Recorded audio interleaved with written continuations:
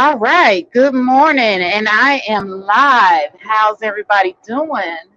I had a nice 3 days off, but I did do some work on my days off. But let me go ahead and get into my spiel.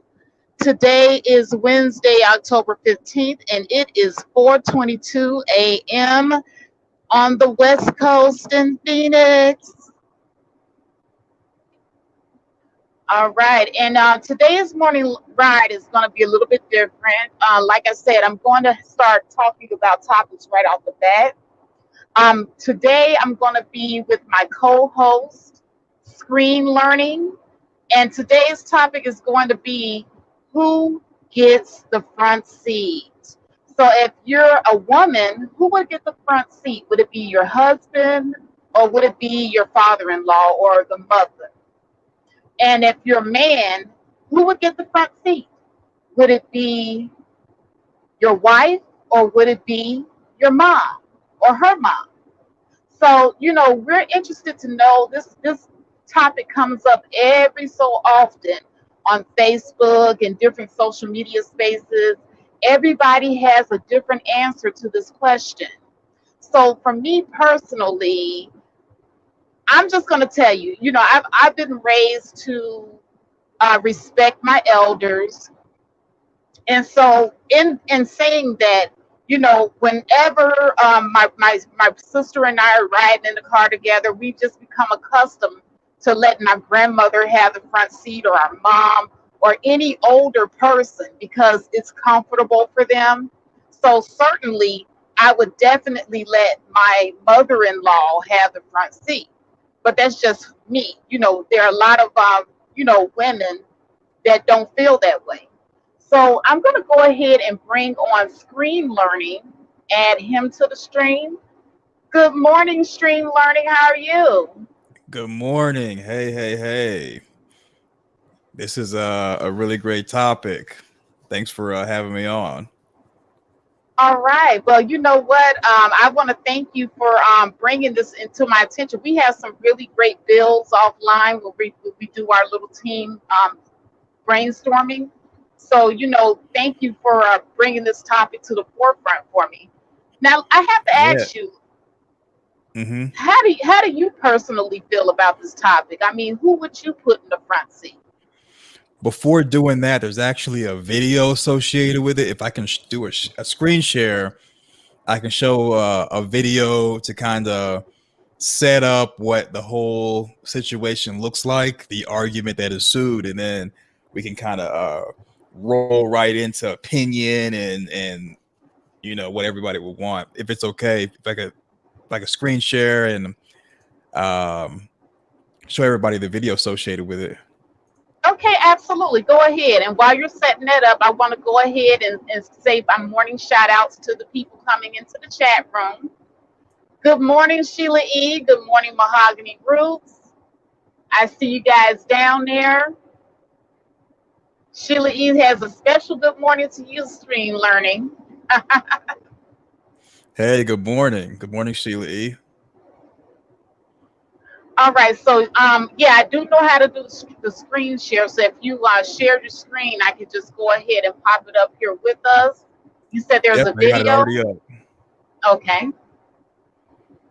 All right, I see it here. I'm gonna add it to the stream. Let me go on mute. All right. I guess everybody can let me know if they hear it. All right, let's do this.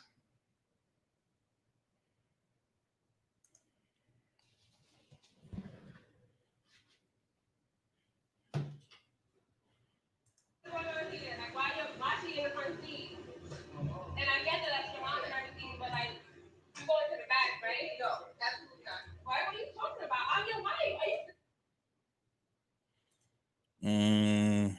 Every time I make up with your mother is always a problem. All right, I'm starting it over. Now I'm ready.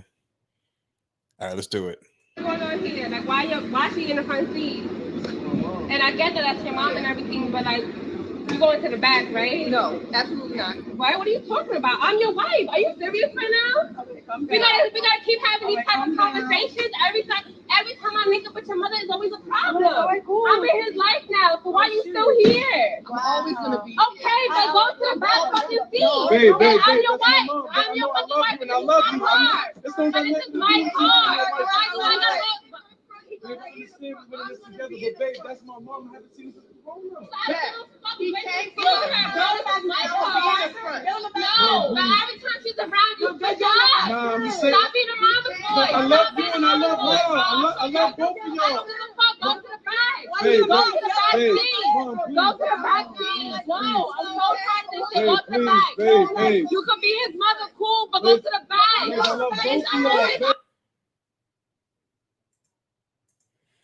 All right, so that is the situation. See, it looks simple when you have just a picture, just an idea, but this is about a power struggle. In that the guy, he rolls up.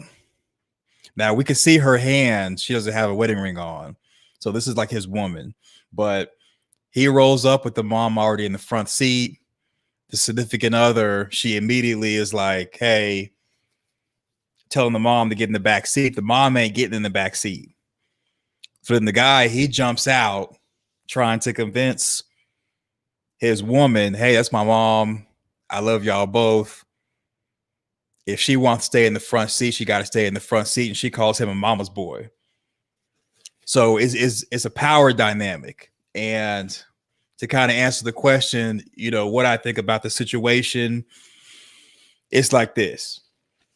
I don't know where the mom and I came from, but I probably would, and this is, this is kind of like not even having the conversation with the significant other. This is like she literally just started popping off, and the mom's like, she ain't moving. Yeah. I would have I'd have the significant other get in the back seat, and this is why. So at this point, the mom's already in the front seat, and I'm not about to make nobody change seat positions or whatever to accommodate anybody. I mean, the mom's already in the front seat. The obviously, well, I'm just not about to make nobody get out the front seat and get in the back. I'm just not about to do it. And then obviously, the mom and the significant other, they already have friction. They already don't like each other. It's just not going to really end well. So the girlfriend, the wife or whatever, she's going to have to get in the back seat. And if it becomes a real problem, we all just got to talk about it. But no, I'm not making nobody get out the front seat. Okay. And I also want to go ahead and welcome BMT onto the stream. And BMT, did you get a chance to see the video as you were coming in?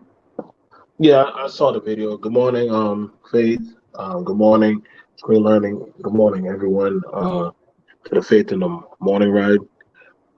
Yeah, I saw the video. That's all. I don't want to read into the ring too much because I know some people who are married, due to their work or different stuff, they don't wear a ring. And I actually know some people who are married, they just don't wear a ring. Rings are just showcasing. Oh yeah, well, I'm, just a showcase, but doesn't. Other than that, it's not that big of a deal. You know who you are on paper. But as far as it goes about that, I rolled up. Whoever first want to get this front seat gets the front seat, unless you have a medical problem. I mean, doesn't look like that lady has a medical problem or a prosthetic leg or some crap. You know what I'm saying? And I understand that. Like, I don't sit in the back seat because I have a knee problem. So, but if I'm riding and my mom got the front seat, and I pull up and I'm picking up my wife, just sit in the back. Shit, just get in the car. We could have been gone. You know what I'm saying? And to me, oh my God, I love my wife any less. Just means that guess what? My mom's already in the front seat. That's not no mama boy thing. But that's just a showcase of, okay, that's respect. It's an elder. You're not looking down on me. I mean, it'd be no different than if I came up to pick up my mom to go to dinner, and my wife is sitting in the front. Mom can just go sit in the back. It just that's that dumb little stuff going on. It's not even that big of a deal. Like I think the mom would, like I said, mom would probably getting taken to the airport. You know what I'm saying? I don't know why the girl is fighting if the mom was already sitting right there, and the son's like, yo, just get your behind in the car. You making something more than what it is. And she's like arguing with the mom. You know what I'm saying? You calling me mama boy? Listen, that could be a deal breaker right there. I mean, I got like that's stuff that could be handled on the side. Right now, you embarrassing us all. You know what I'm saying? So you could, and I don't know, especially coming outside in that little outfit. You know what I'm saying? But hey, I'm not worried about the outfit too much. It is what it is. She probably just want to dress like that. But just being honest, you could have got in the car and literally we could have talked about it on the side between me and you, because I'm we're mates. I don't know why you're attacking the third person of the party, which is the mother. That's something that between me and you, we should have handled. So yeah, we'll stop right there. All right. Well, welcome full circle, and I am Sugar Bee. You know what? You just said a mouthful, BMT. And here's the thing. I think that she's being really selfish, like you said, and kind of childish too. I don't really see, anything wrong with her outfit, because, it's age appropriate. I guess she's in her 20s or whatever. So, she looks nice in the outfit. So, I don't see anything about the outfit, but she is very disrespectful. That's what I'm looking at.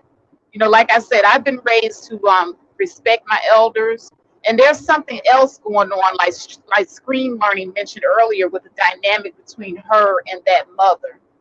The reason that it looks like she's like emotionally involved in it. I'm looking at her body language. I'm looking at the expression on her face, and just how she just immediately, as soon as he basically rolled up, he shouldn't even hardly give him a chance to get out of the car, and she's just going off. So there's a lot going on in this situation, more than just a front seat. Because see, if I'm wifey, I already have the ring on my finger. I mean, what more do I have to prove at this point? It just seems to me like she's doing a hell of a lot here. But I don't know. I mean, what do you think, Screen Learning? Well, it's definitely a power struggle, and I guess the significant other, sister or homegirl, she's out there helping to instigate the whole situation, and this is about a power struggle. You see it all the time when it comes to like relationships. I mean, not all the time, but a lot of times where the girlfriend, wife, whatever she may be, she's competing with the mom for the attention and loyalty of basically the son. I've seen this a lot of times with women I've dated, or just really women in general, where it's just like the mom and the significant other, they meet, they don't hit it off, and it becomes a little power struggle where every time the mom calls the son, the significant other is trying to, make little slick comments in the background while he's on the phone, or whenever the son is around the girlfriend or wife or whatever, the mom is kind of making little comments. It's kind of like a little power struggle. And that's just one of those things when it comes to the wife / girlfriend and the mom. And this really right here is where the power struggle takes a head, because just the fact that she called him a mama's boy signifies that's how she feels, is that she believes that he should cling to her and not be loyal to the mom or his mom. If you think about like the Bible, how it says leave your parents and cling on to your wife, she really believes that since she's in the picture now, the mom should take a back seat and respect the fact that she's in her son's life, instead of she's in the son's life, but the mom comes first. So it's a power struggle, and you really have to make a decision who comes first, not just the front seat, but just in everything in general, because it's going to start off with the front seat, but it's going to turn into other little things. And if you don't put your foot down, you could really easily get into a situation where somebody's trying to do some type of like I'm going to say try to boss you around and control you, and then this can turn into somebody trying, being henpecked or something like that. So it's definitely a power struggle, and dude better put his foot down with his old lady ASAP, because if not, this is just the beginning before he gives an inch and she tries to take a mile. Yeah, I just wonder what happened between her and that mother, and in that relationship, because, somebody just pulling up and you getting that upset, about somebody sitting in the front seat just doesn't make any sense to me. A front seat ride, I mean, a back seat ride, I really don't care. To me, I don't have no type of dog in this fight as far as a seat is concerned when it comes to a mother-in-law.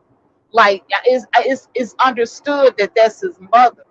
So I'm gonna go ahead out of respect, because that's his mother. I'm gonna sit in the back seat, especially if, like you said, she's already sitting in the front seat. I just think that there's a lot of immaturity going on here. And likewise, if he had rolled up and his wife was in the front seat already, and the mom was just, coming out or whatever, the mom should just hop in the back seat, like BMT said, unless there's some type of medical situation and the mother just can't sit in the back seat. Then that's something totally different. But this was just ridiculous. I think the wife was throwing an unnecessary tantrum, and like BMT said, that would be an issue. Somebody, like you said, somebody needs to get with that young lady and speak with her about her attitude. Because first of all, with me, public embarrassment is like the worst thing anybody can do to me. I don't like all that yelling and screaming in public and causing the scene, and that's exactly what she was doing. She was just being loud, belligerent, causing the scene over something as small as a front seat. So, that's something that I just can't get with right there. It's not ladylike.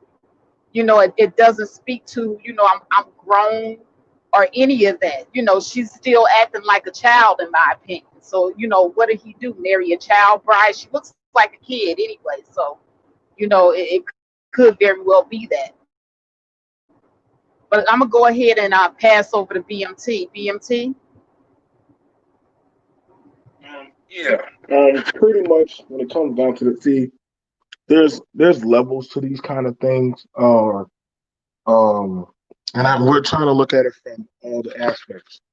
If a car seat is spark or ignition issue, and we're taking into account stuff such as let's take into account that one, if you're just a girlfriend, you're just a girlfriend, I'm a wife, just some little shawty I met up on.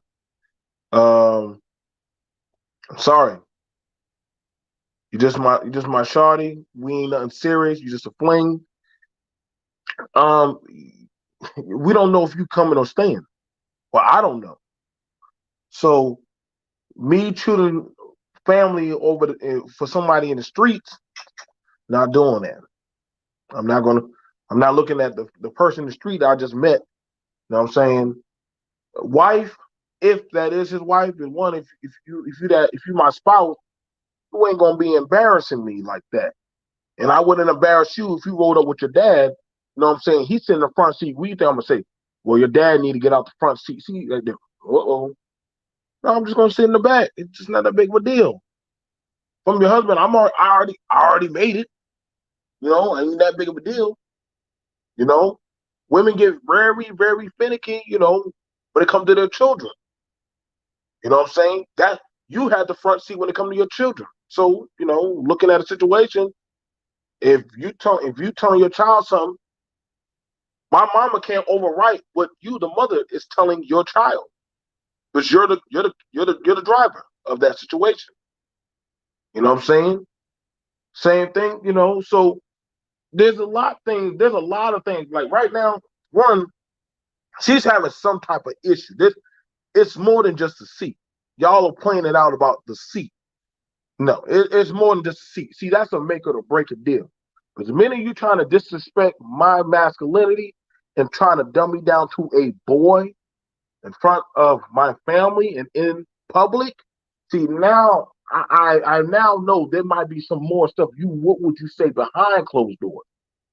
Feel me?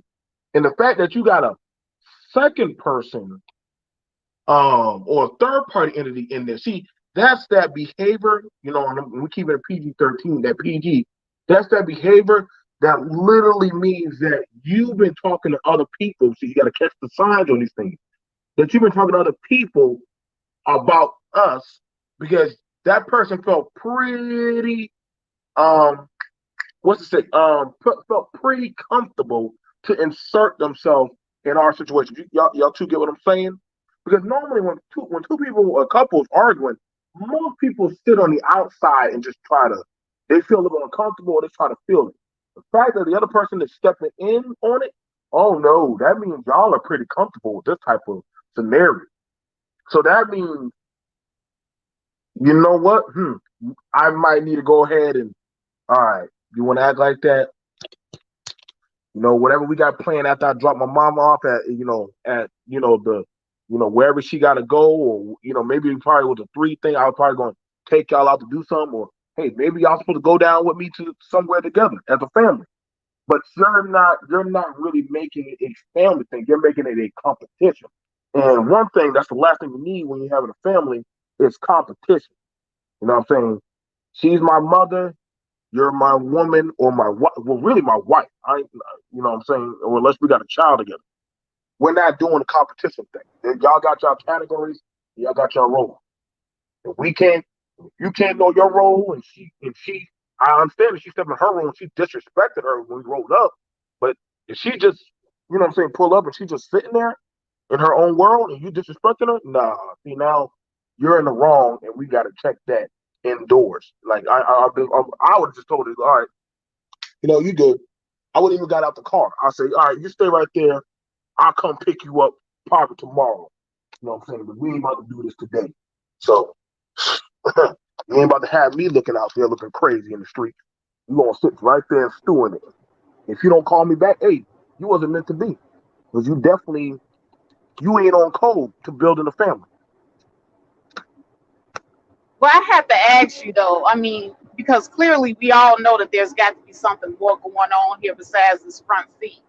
But if the roles were reversed and it was her sitting in the front seat and she rolled up with her father in the front seat, is this as big a deal for men as it is with women? Like if she rolled up, the dad sitting in the front seat, do you just say, hey, give your father-in-law daps and just sit in the back seat? Or do you stand there and demand that your father-in-law get out and go sit in the back because you're the husband?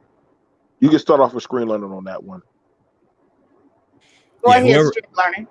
So in this situation, you roll up with someone already in the front seat. I mean, I've never incurred a situation where someone just gets up from the front seat and gets in the back. If you're already in the front, you're already in the front.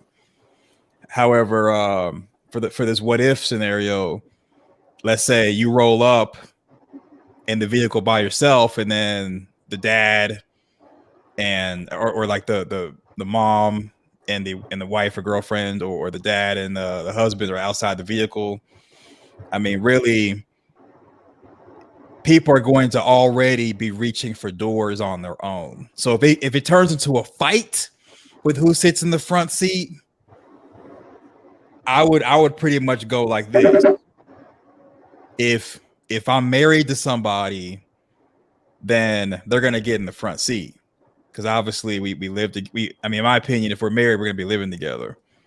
I'm not about to choose some random girlfriend or just a long-term girlfriend to get in the front seat when obviously I didn't care about them enough if I didn't put a ring on their finger or whatever. So I would still have the eldest person sit in the front seat.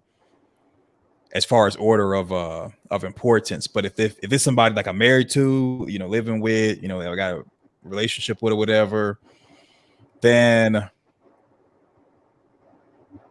I would probably adjudicate and would say if the person I'm with means a lot to me, then we would have a quick conversation between the three of us, and I would say, hey mom, hey dad, can they go ahead and get in the front seat?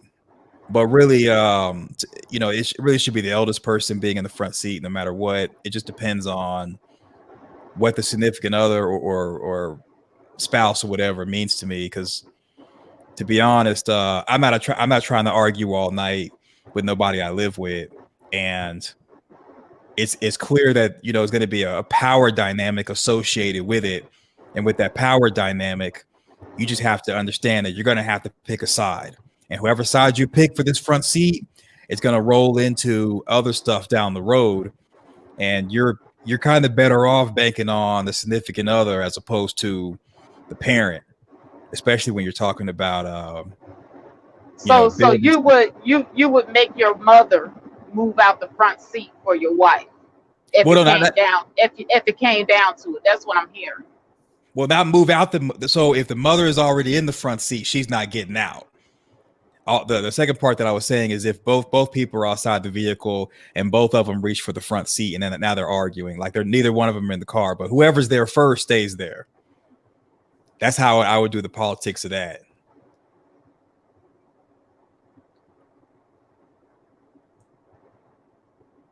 So I guess it's my turn. For far as it comes to a man dynamic for me, tell you right now, like again, like I said, I have a knee, so I already tell people, listen, I got a bad knee, and so I for the most part I drive my own self. But I would probably honestly, to be honest,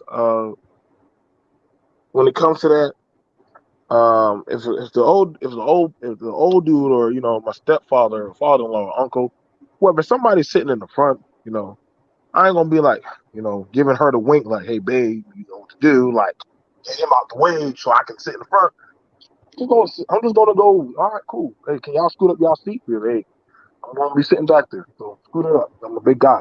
I'm not gonna care. I don't care about no seat. I just want us to get there to a location. Besides, he's old, so you know what I'm saying? I'm not sweating those little things. And that means I feel pretty insecure about that means you got some insecurity problem. There you go. That's the word.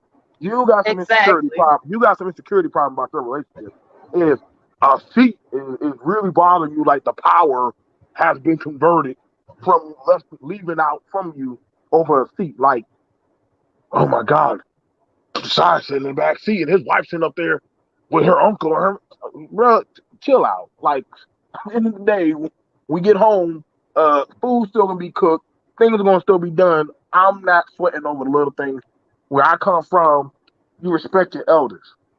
And if I know there's an older person and I know they already got, you know, they got some stuff going on, I'm not gonna be freaking out over no seat. I'm gonna just be like, hey, you know what I'm saying? Hey man, you want to see? And I've done that. I've done that to more elderly people. You know, they were going to sit in the back, and I said, "Nah, man, sit in the front, man. There's the eight. You'll get the AC first, or you know what I'm saying? That most of the time they don't mind sitting in the back because they can be back there with the grandkids or something like that.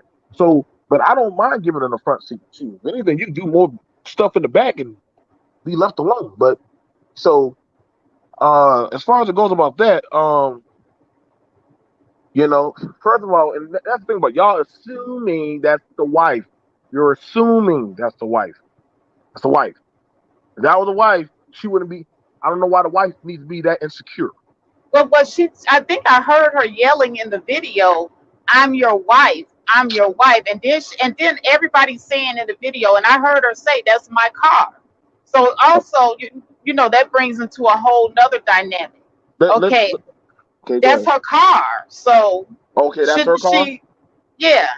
Okay, so let's play that because you know we got to be careful.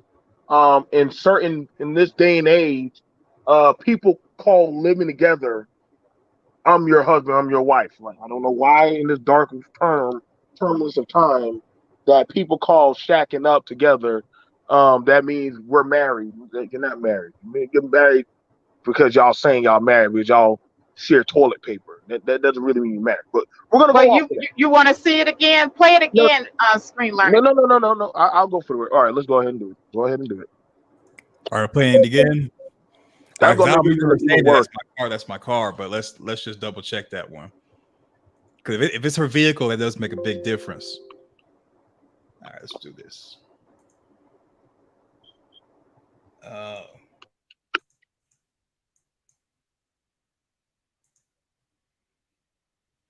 What's going on here? Like, why she in the front seat? And I get that that's your mom and everything, but like, you going to the back, right? No, absolutely not. Why? What are you talking about? I'm your wife. Are you serious right now? Oh, she is the We wife. gotta keep having these type of conversations. Every time I link up with your mother, is always a problem. I'm in his life now, so why are you still here? I'm always gonna be Okay, but go to the back fucking seat. Babe, babe, I'm babe, your that's my wife. mom. I'm your fucking wife, and I this is love my you. car. This don't But got this nothing is to my do with car. you. Why do I gotta go? All right. So let's go and change up the dynamic of the whole meltdown. Let's go and change up the whole dynamic of the meltdown. So we're gonna have to reevaluate. Yeah. So let's reevaluate. Let's be BBN Black Balance Network. All right. So all right. So seems like they've had this conversation before. Seems like they've had this conversation before and stuff like that. So let's wash into that. I guess I missed. Guess I missed that part of it. Hey, I make mistakes. So I when it missed it comes to too. so hey, it's all right. It's all right. That's why we're BBN. We got this, buddy. Fist bump. So yeah. So when we're gonna look at this, so when we look at this now, okay, so they've had the conversation before, what she said out there, and she says, "Listen, I'm in his life." Now we gotta let women know or mothers know, hey, he has another. If he has a woman in his life, you got to fall back and inserting yourself into certain situations. Into certain situations. If that's her car and she wants to sit in the front seat of her car, no matter what you say, that's her car.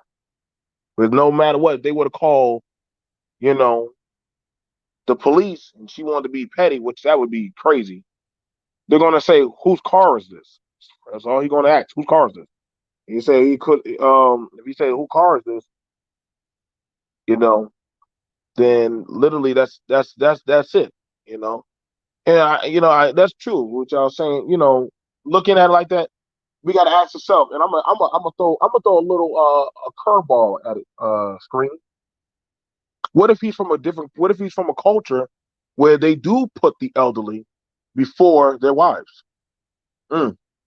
I'm gonna throw a little curveball at that, but I know some cultures, the elderly always get first dibs, regardless of which. So if he has a cultural rearing, you understand what I'm saying? That elderly person is always going to have a say. Sorry, but abuela is not going to be overvoiced by your wife. I'm just saying. You know what I mean? Everybody knows that. Big mama, you know what I'm saying? Or some people like, I don't make the rules of these kind of situations, but I get it. That's his wife, and that's her car.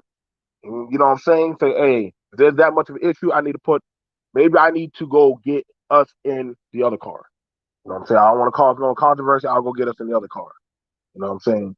But if you and your wife are already having conversations about this, it is what it is. I'm just not for that. Well, I heard something else too. I heard her say to her husband that there's always a problem when I meet up with your mom. See, yeah, yeah, no, that's what I'm saying. So if they always having an issue, then they're at a pretty much a bigger problem than just that seat. You know what I'm saying? So they got a pretty much a bigger problem at that than just that. And then we got to start asking the question because we got to start asking the question on that. What's really conspiring that they having that these issues or why they keep sparking up? Like what's happening? You know what I'm saying? So I'll pass it over to screen. Yeah, once now rewatching it and getting more detail, the wife's out of line, and let me explain why. No, I'm not gonna say the wife's out of line. I'm gonna say it does change the dynamic. So if we're married, it's our car. So the wife just saying it's my car, right there we got a problem. Because if we're married and it's community property, it's our car. Even if she brought it into the marriage, maybe we were married and she got financed to her name only for whatever reason, because my credit, Jody's credit's messed up, so she had to get financed to her name only. That stuff happens too, but it's our car. We're married, it's our car. And then second of all, where's your ring? But we ain't gonna get into all that. We ain't gonna go there. I brought that up, Screen. I said Yeah, that. You did. Let's about that ring, man. let's go ahead and set this thing off. First of all, where's your ring at? You with your homegirl trying to be footloose and fancy free. You bumping your gums about who's in the front seat. Where's your ring at? It's in your pocket. Why is your ring in your pocket? So now we got problems, because you roll up trying to be loud with your little homegirl. I guess this is the homegirl you cheat with, but you ain't got your ring on while you got your hand all in my face. Obviously, you must have been trying to entertain somebody and you ain't want them to know you married. So that's first of all. Let's put that in the back pocket for later on in this conversation, because you ain't got no ring on, but now you trying to talk about. Hold up, Faith. You ain't got your ring on, and now you're trying to go out here talking about this is your car. And number two, if we married, this is supposed to be our mom.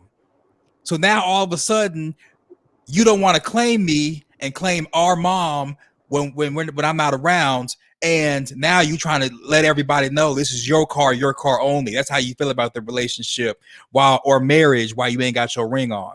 And see, this is at that point, he really should have been focusing on this ring not being on this finger, because the mom's not going to be here forever. I got it. Y'all got this power struggle, but you ain't got this ring on. So when did you take this ring off, and who in the neighborhood are you going to go see while you don't have this ring on? That's the conversation right there. That's later on. Don't worry. We'll get to that. But her saying this is my car and it really should be our car, that needs to be nipped in the bud and checked immediately right then and there. They lucky that it's early for me and that I was halfway asleep. See, I slept on that part because in the beginning of the video, I was like, she ain't got no ring on. I guess she's, the girlfriend or whatever. But when she said that, I'm your wife, where's your ring at? How about that? I keep going back to that because that's Kane. So the ring thing is not that serious, okay? I can't believe you all are bringing up this ring. Are you serious? Hold on. Faith. You and Kane are running out. Talking about the ring ain't that serious. You know why rings come off. You know why rings come off. Okay, well, people forget their ring all the time. I mean, that's not a real serious thing. So you took it off to get to. Okay, maybe I took it off to get in the shower. I mean, people don't shower with their rings on. I don't think I didn't shower with my ring on. Hold up, you and your homegirl decided to take a shower together, so you took your ring off. Your homegirl didn't just run up out of nowhere. Okay, but what if I left the house without it? What if I got out the shower, got dressed, and did a myriad of other things around the house and just forgot to put it on? So you could put your makeup on, but you can't put on your ring? You could put your makeup on, but you can't put your ring on? I mean, it happens. I mean, it happens. Now it happens, but now when I roll up with my mom, you want to bump your gums about, it's my car, but now it's not our car, it's not our mom, but obvious. But you could think of all that and have all that energy, but where's that same energy when it comes to finding your ring? Where's your ring at? Is it in your pocket? Okay, were you guys checking for his ring? Were you checking for his ring? Can we see his hand? Can we see his hand? We can't even see his hands. I just asked, can we see his hand? I'll do that. Let's look at everything. All right. So when we're taking a look at this, main thing that we would like to ask about, one, All right. First off, that's his wife. If that's his wife, all right, that's their car. Okay. Now, if they're having this type of disagreement problem, all right, then first off, again, codes of conduct. Codes of conduct. Okay, I don't see a ring on his finger though. I don't see.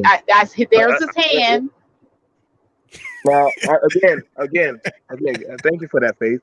I told you these type of street marriages that these people be talking about these days, well, we together now, I'm your wife. Like, people think that they husband and wife because they live together for like 2 or 3 years, but they never get married and shack up. We'll leave that alone. I will not do that right now. I'm so used to these common law marriages. I hope y'all know common law marriages don't really, in the eyes of the courts, we'll leave that alone. So we'll say this. Listen, man. If you my wife, why are you doing this right now? No different than why are we embarrassing each other in the streets? Clearly, this is deeper than just a seat. People are Yeah, focusing. I think that he's a mama's boy personally. Now, You know, just I will not take that from you. I will not take you. I will leave you the mama's boy inference. Where you go off cold is y'all are doing this in the streets like fools. And I'm keeping it PG. I'm, you know what I'm saying? okay. Well, see, I Am Sugar B says that this was handled wrong, but the husband didn't set boundaries with the mother regarding his wife.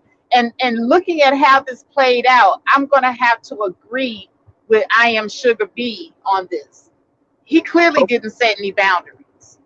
Okay, and I will go ahead and give you that one. I will give you that. I'm not taking that away.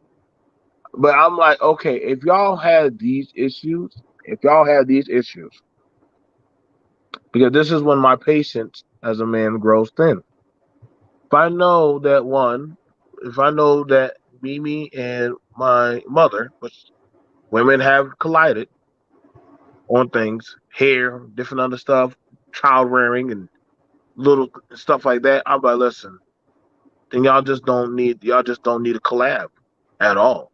And people gonna say, well, how can you say that? Easy, but I'm the man, and I'm gonna keep my peace. So y'all just won't ever collab. Well, guess what? We got to go somewhere. Oh, I guess you're gonna have to get up early, so that way I can get you to where you need to get to, and then after that, I will go pick up our mother, and I'll drop her off, and I'll come get you. Wait, all that with the gas? Well, because y'all can't work together. So I'm gonna have to go ahead and just keep y'all two apart until y'all learn how to doggone be civil. Because we're not doing this. You know what I'm saying? We're not gonna go ahead and do this. But I just want you to understand. Keep that same energy when it comes to your family. And this is where you get these 90-day fiance type of things where, hey, we're not trying to be copacetic as a family. Now, sometimes as men, some men have a problem checking their mother and saying, yo, fall back. I've had that battle before with my mother. And I had to let her know. That's why I brought it up about the scenarios. If it's me and my wife and my kids, okay? Mama's not in there because I got my own household.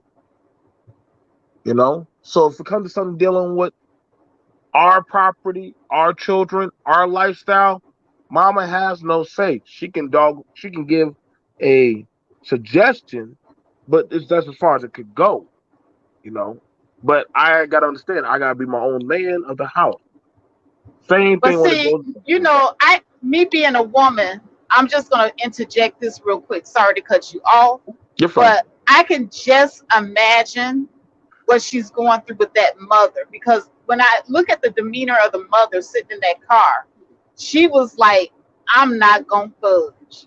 She was just kind of like egging the woman on, making the situation worse. She was like, I'm not going nowhere, with an attitude, like for myself, if I knew that, this was going to be a problem for my son and his marriage, I would just get my behind out the car if I'm able bodied and go sit in the back seat of that woman's car, especially if I know that's her car on top of it. So I Right. think the mother is being kind of messy as well. No, So she is. That's what I'm saying. Like, listen, man. I have sometimes I have, some of us have had run-ins with family members of the opposite family, and you know what? You know what I do? Hey, so and so's gonna be getting in the car, Joe. You already know that. Joe, don't do that. You know what I'm gonna do? Turn on my music. I'm gonna go sit in the back, and I'm just gonna go do me. I'm just gonna go do me in the back. I already know how it's gonna turn out, so I just don't give it that energy. I get you with that. So you know what? Cool. But I honestly think that both women, you know what I'm saying, mother already I would have told my mom, listen, mom, when we ride up, just you need to get in the back. If she can't understand that, she got a problem with that, then I'm gonna be like, hey, you know, Faith is gonna say something when we pull up. Let's keep the peace. Until for the 45-minute drive, keep the peace. Simple. It's not even that big of a deal. But like I said, this is something that a lot of women and men deal with every day. This is not a black thing. This is a people's thing. It's a power struggle. Some women have a problem of learning to not let their sons go. Some fathers have a problem of learning to let their daughters go. And this is not just a mother thing. This is a people's thing. You know what I'm saying? And you got to learn when to fall back. Like Screen, I got to agree with Screen. The woman saying, "This is my car." Okay, maybe we're gonna probably say she would probably say, "This is my car," as in, this is our car. My car. I'm trying to interpret street language, but if she's saying that's my car, or you know what, you done messed up your car. This is my car. So, but technically, it's supposed to be our car. And I ain't gonna lie, I have said that before. And Mimi has checked me and said, "No, these are our cars. We're paying on them." And I'm like, I don't like that R word. I don't like that R word. Yeah, okay, yes, I curse back. I don't care. This is PG, so I'm saying it just a nice way. So yes, I have said that. She's like, "No, Joe, stop." So yes, these things do happen when we start playing claim on stuff, but it's more big. It's not that big. I'll give it to you, Screen. all right, and also shout out to Sister George and Curlin in the chat room. I'm quite sure Curlin lets Sister George ride up front when he picks her up with his mom sitting in the front seat. Yeah, the Jody pretty much already made his decision when he pulled up. So even though it's Yvette's car, she probably pays the bill, probably in her name only. When Jody rolled up and got out the vehicle, instead of saying something to the mom before getting out the vehicle, he already made his choice as far as who goes first. So at that point, knowing that Jody has picked his mom over Yvette, if we do in the baby boy situation, which is kind of is a baby boy situation, at that point, I could see.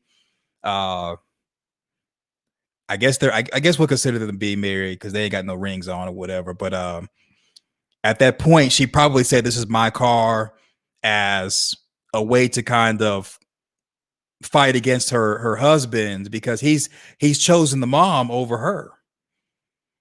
Just him getting out the vehicle and not saying anything to the mom at all, and kind of getting in Yvette's face, he's chosen the mom, and that's pretty much letting her know, because this isn't the first time. So this is letting her know exactly how the relationship dynamic's going to be until the mom passes away. So this is a lot to unpack. And me personally, I would have that conversation if I want to be before your mom. I want to be the number one person in your life. Because I say all the time, your only obligation is your children and significant other. I'd have that conversation if he's trying to gaslight, deflect, or he's talking about well, that's my mom. My mom, she's always going to come first to me. Then at that point, you got to kick rocks. You got to vote with your feet, because him getting out the vehicle, not saying anything to the mom while he was inside, and getting in your face, trying to calm you down, that shows right there who he chooses And that situation is not going to go well, especially if they do have children together or they will have children. It's just not going to go well. And let's just say if the mom did have like a disability or some type of issue or whatever, I mean, that's different. But the mom didn't say that. She was like, I'm here, I'm always gonna be here. So the mom's already got her funky attitude. And the mom knows that she's gonna come first. Jody knows the mom comes first. So at that point, the wife needs to make a decision. Do you want to continuously be bossed around and bullied by his mom and never be first in his life? Or are you gonna, put yourself first and bounce out this situation? If I was her, I would leave. Over the front seat, really? It's more to it than the front seat. It's more to it. This is about power. I'm telling you, this is about power control, and this is about control. This is about power. And see, right now, it starts off with the front seat because they probably diffused this situation, argued, and the wife probably got in the back seat, even though she's paying for the vehicle, whatever. But it starts off with the front seat. Then it's gonna go into when it comes to like holidays. Whose parents' house do you go to first for a holiday? Well, he's gonna want to go to his mom's house, and she's gonna want to go to her people's house, and he probably is never gonna budge to go to her family's house first. Or taking another step further, when it comes to let's just say taking a trip somewhere. The mom gonna be in the front seat for a trip if they're driving somewhere. Or let's just say when it comes to deciding what restaurant you want to go to, the mom is probably gonna get the first say so at what restaurant they go to. You see what I'm saying? Like in this situation. I see what you're saying. That it's just gonna go on and on like an ongoing thing. So, and he's gonna always side with the mom. And he's always going to side with the mom just because he got out the vehicle without saying anything to the mom and immediately went to go check the wife outside, knowing good and well his mom is sitting there popping her gums and got her head out the window. He has picked his mom over his wife, and to me that's a problem.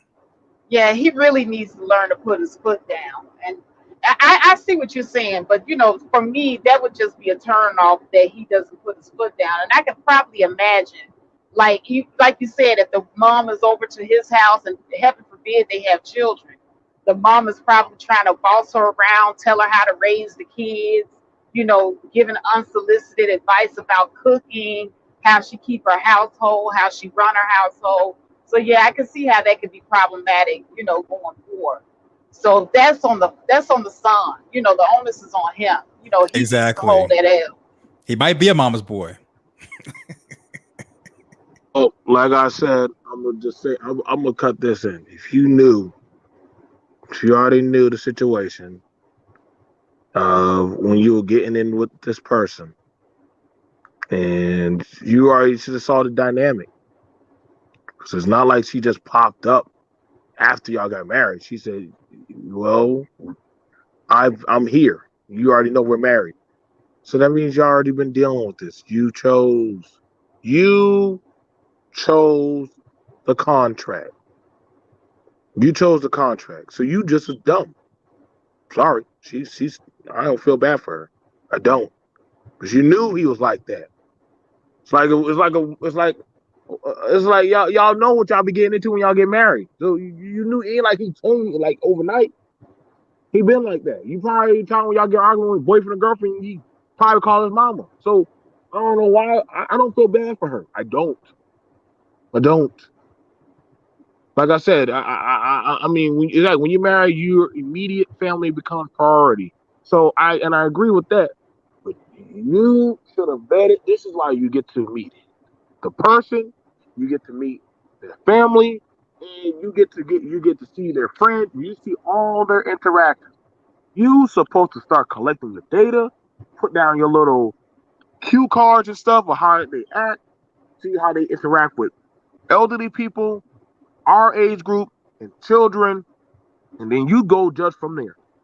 That's why I say the 2-year dating, vetting period is essential because that's where you know, yo. And that's why I say 2 years is not, and that's not long. That's actually pretty short. Because now that's really So good. how do you think that he should resolve this? Because he's got a problem on his hand. Both of Okay, those women seem to be very headstrong, the mama and the wife. I'm gonna tell you how you need it. I just told you. Listen, y'all can't get along. Listen, man. All right, mom, I'm gonna let you know right now. We got a family. Um, holiday dinners. Listen, my old lady and the kids. To be honest, my old lady and the kids. I just want to bring them around on the holidays. I'm just not gonna bring them around the holidays. Well, you won't do that over. I just got to because I got to keep the peace at the home. We gonna have, I'm gonna just tell my baby you got to step up on holidays. You got to start learning. We got to start learning how to do those holiday dinners. I know. I have done that. I have done that where it literally, there's too much chaos between the women. Listen, all right, and I love it now because we do Thanksgiving dinners at my house. We do better. We have more fun. When it comes to doggone children, hey, don't change my daughter's hair. I know you don't like my daughter's hair, how the old lady did it, but guess what? She did the hair, she took her time. Unless you're gonna pay her and compensate her, don't change the kid's hair. Don't do nothing that they haven't done. And so you gotta start establishing the boundaries. Now the man with the woman, listen, I'm gonna let him know, yo, if you feel that your mama has more voice over me, I need to start pulling back some what does the woman call it? Some advances that I would give you as my wife from you. Because clearly you need to go be laying up in bed with your mama, not me. So we ain't about to play this game. And I know some people who have done that. If we got these kind of issues going on with the kids and all the stuff, we need to start drawing back until you can figure this out. And it does happen to where some men have lost their family because of these issues. So you got to be understanding that these things do happen. And it also goes vice versa, where some women have put their brothers, cousins, daddy, whoever in the midst of a man. No, you can't talk to them both in the same way. Yeah, you do have some daddy girls out here. That's true. Exactly. So you can't talk to them both in the same room. That if they can't handle a car seat, I'm pretty sure being people do behind closed doors, they turn up to 1,000,000. I've seen it at church. So I can only imagine where they are behind closed doors when there ain't no camera. So possibly the best thing that they can do, listen, if we're gonna have these issues now and we can't get this through counseling, then we might need to start renegotiating. We don't got no kids. We might need to just break the lease, chop it up, and get that 120, divorce. I think it's 120. Is it 225 or 120? I don't know. Yeah, I think it's at one. It's 150 now. My bad. So yeah, we just need to get that 150, break down the TVs and everything in the house, and we just need to go about our own ways because there ain't no need for us. We're just roommates. So that's just how it needs to be. Okay, and stream learning, how would you resolve the situation? I mean, would you go to BMT route? BMT says separate them if need be. What do you think?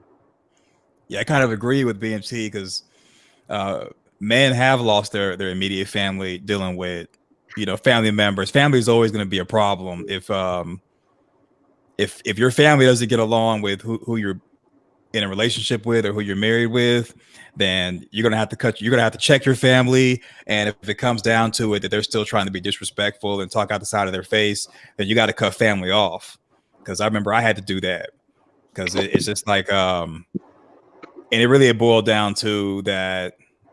Just from this interaction, what I'm thinking is he grew up in a single mother household. And she made him the man of the house. And that's the reason why the mom's like, I'm here. I'm always going to be here. Because, where's his dad at? If his dad was around or alive, he probably would not only check the mom, but probably would have driven up in their own vehicle. So this might have been a situation where growing up, she made the son the man of the house. you know, it's just you and I together. We're Bonnie and Clyde. And now that he went in and found this woman, that's what she's thinking. He went and found this woman. Now you know, she's trying to replace me.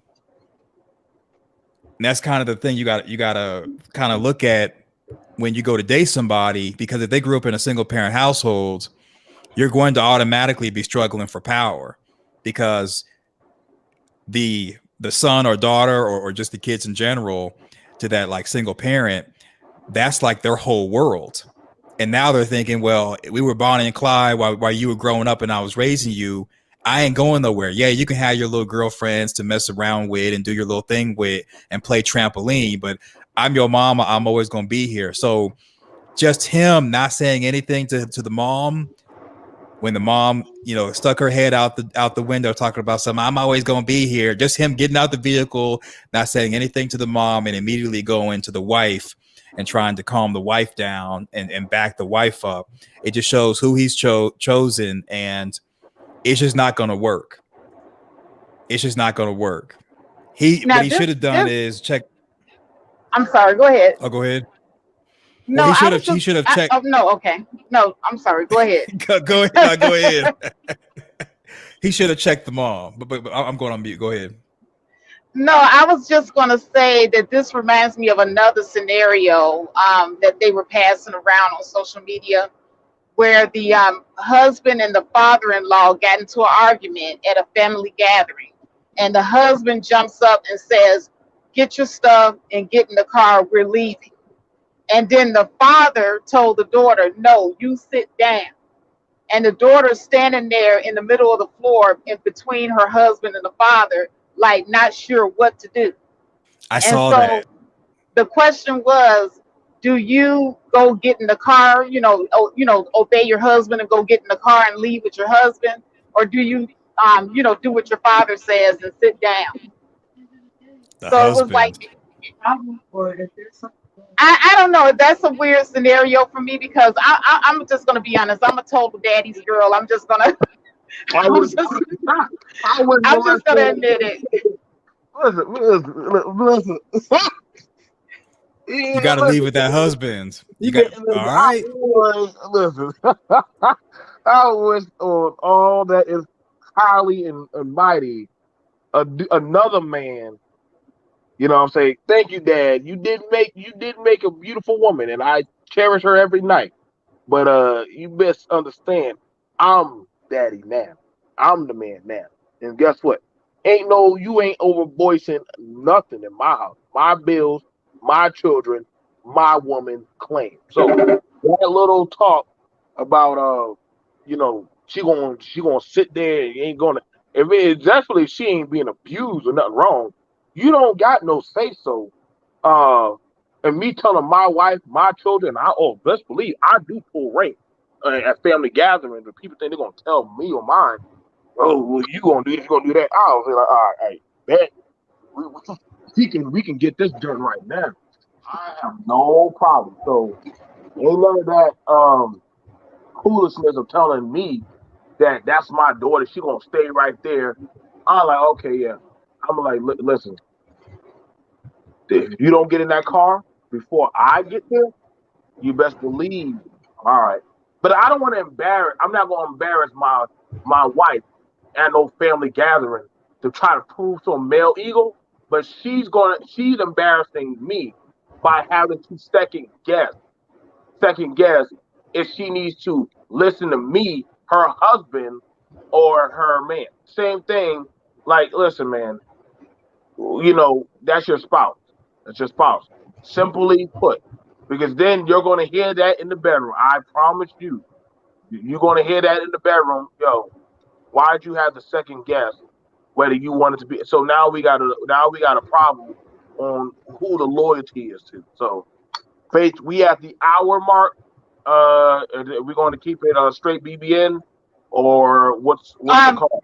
Yeah, I think I'm going to go ahead and drop the link down into the chat room for anybody that wants to come up and have something to say on this situation of respect for the mother-in-law or the dad. Do you get your purse and leave if it's the dad, or do you get Do you let the mother-in-law stay in the car if it's the wife? But for me, I've always been a daddy's girl. It's really hard for me to say no to my dad. I mean, come on, guys. I mean, it's the same way. Like, I can understand some of these mama boys too, because you love your mama. Mama raised you. That's the first woman that you ever loved. And it's the same thing with me and my dad. I love my dad. My dad raised me. He's the first man I love. He's the first person that taught me about life and about men and everything else. So it's just kind of like, it's really kind of hard to break out of that mold of listening to your parents. You know what I'm saying? But I do get what everybody's saying, but it really is hard. I mean, think about the love you have for your parents. You see what I'm saying? Yeah, but Faith, I'm daddy. You ain't daddy. That's the reason why the dad walks the bride down the aisle and gives her away to the husband. Now, we gotta also let y'all know, due to BBN content, no swearing, no cursing. If you haven't noticed, we have not been swearing or cursing. Also, along with that, panel etiquette, pretty much we try to keep it to where, we respect each other. We do not cut each other off, and also we try to keep our panel minimum talking time so that everyone gets a chance to talk. I believe that's something that we went over in our meeting. So yeah, so that's pretty much it. If you got to swear, we got to just put you down. So we got to start learning how to go do panels without cursing. I mean, we can't tell y'all to do y'all panels, but our panel, we're trying to do it without cursing. And I think yes, this is a swearing-free zone now, guys. So we're trying to keep it PG. But yeah, I get what you guys are saying down there in the chat room. I know the father's not paying the bills or any of that, but for me, it's a respect thing, respect of the elderly. Like, I really do think that in the Black community, we really we don't respect the elders anymore. When I was coming up, I was always taught to respect my elders. So, that meant, letting them ride in the front seat. That meant biting my tongue, even if they made me angry. So, it's just a whole different dynamic. But now you got kids outright cursing out their grandparents, just being outright disrespectful. So, where is the respect anymore? What do you guys think? That's why I say the dad walks the bride down the aisle and gives her away to the husband. That's symbolic that I carried her this far and now you're taking over. So in that situation online with the wife in between the dad and the husband, and between the wife and the husband, it's like he's already walked her down the aisle and given her to the husband. Here comes the bride. That was the whole symbolic thing as far as giving her away. But see, for men, for groom, we don't have that. We literally just walk out and we're just standing there the whole time. That's the reason why I believe there's a problem with the power dynamic between the mom and the wife, because there really isn't a part of the wedding situation where the mom says, okay, I took care of my son. He's a man now. Now he's yours. You see what I'm saying? Like there's no situation with that. There is no symbolic part of this, of really any ceremony where the mom talks to the bride and actually says, well, here goes your son. I mean, they get their hair done together, get get their hair done together, maybe get their toes and feet, hands done together or whatever, but there really isn't like a part of the ceremony for that. And that's kind of the reason why we're seeing this power exchange. But that's it. That's like once the dad walks the bride down the aisle and quote unquote gives her away, he can no longer say, well, even though I gave her away, even though you paid the bills, young man, that's still my little girl. It doesn't work like that. Babe. Hello. How are you doing? Welcome. Hello. Good morning. Good morning. Looks like we have full circle on here. Hey, Faith, good morning to everybody. I've got to say this. I know I was in the chat, but that's just my experience. I got to give a little bit pushback. What was mentioned as far as the separating the wife and the mother, I do understand that, but I know within the Black community, within Black families, there's a lot of separation, and that's not always like a good thing. What I mentioned is if you're a man, you're going to have the man take the lead. Just off of GP alone, out of respect from the mother and the wife, you're going to have that discussion with all three. You don't separate them. That's just my opinion. You don't separate just the mother and the daughter. And that's not what I meant. I meant that as a man, because you don't want to lose that respect, especially the wife. She's already seeing that. The mother already has a son. So that alone, she should already have the respect from her son. But when it comes down to it, they're all are gonna have to talk together. No separating. Because if they're already getting into it, you have to put your foot down as a man. If you don't do that, then I don't know what else ever to say. There is no excuse for that, being a man. You all have to come together and talk and discuss, because that mother is not going anywhere, knock on wood, anytime soon, I don't believe. Hopefully not from any health problems. So you got to come together and have that discussion. But that's just me. Okay, that's fine, and you know how y'all handle it. Like I said, for me, I give ultimatum. Listen, either y'all gonna allow to cooperate or we separate, and that's fine. I mean, I'm not doing the kumbaya, my lord. We need to talk, if anything like that. I give people ultimatums in the household, you know, and I've told that to her family, and I've told that to my family. Yo, like, you can't get along, or y'all can't respectfully work. I'm not doing no. Hey, let's go talk to the pastor. Not bump your pastor. So if you say, yeah. sorry, just cutting in. If you said an ultimatum, but that's your wife though. I don't understand that. And then that's your mother. So what are you gonna do? You're gonna diss both of them, or do a divorce if things just don't work out? You mentioned the ultimatum, so break that down. Okay, so I'm gonna answer that. I listen to you. Okay, so what I just said simply was this: y'all can't get along. See, people like to say, "I'm your mother." Cool, yeah, that's fine. But however, that's my wife. If you cannot respect my family, then guess what? I need to separate me and my family. I need to separate me and my family, because I'm not going to sit here and have you keep disrespecting my family. I'm not going to have you keep disrespecting my family. Until you can learn how to accept them, there is no we. And guess what? I have done that, and I have gotten amazing, immaculate results. So some people say, well, I'm not, see, that means the people aren't willingly working together. You're forcing them. You're forcing them to say, y'all gonna sit down and talk. Nah, if they're not willing to be mature and talk, then I'm like, yo, and I heard people say, well, I'm your mother. She already told her, I'm not going anywhere. Listen, all right, cool. You're gonna act like that, and you're gonna act like that. I see that y'all not trying to be a family. You're not trying to be a family, and Screen and I were just saying that, hey, then we're just gonna, then I'm just gonna take my wife and we're gonna go our way. We're gonna go our way until y'all learn how to be more mature. If y'all can't be mature, then you know what I'm saying? Cut it up. Okay, like so that. let me ask you this: is this more than once or once? Because we really don't know. We're assessing the situation before the situation. Well, is this an ongoing thing? You're saying that it's an ongoing thing, and we don't really know that. Or unless you're putting this as an example for the future times, I'm just looking at one situation of this example of happening one time, not on and on foregoing situations. I'm talking about one situation. And granted, that is the mother, but put respect where respect is due. I get what you're saying, but there's going to be future events that you're going to still, that whole separating thing, I get that. If y'all don't get along, y'all just don't get along. We're bad at that. If it just happens.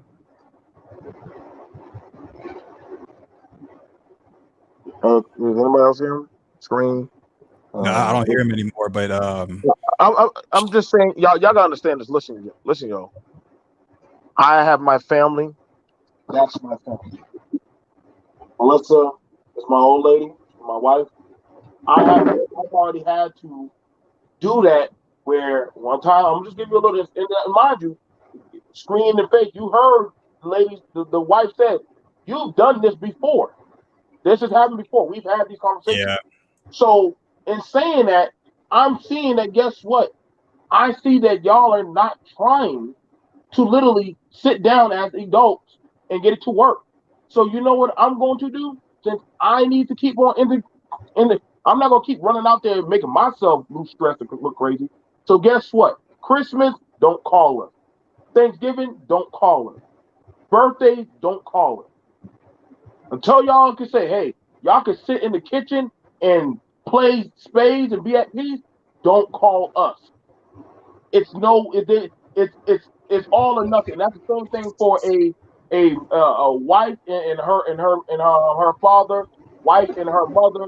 If you can't accept my family, my new husband, the father's child or whoever, don't call us, because we are a full package deal.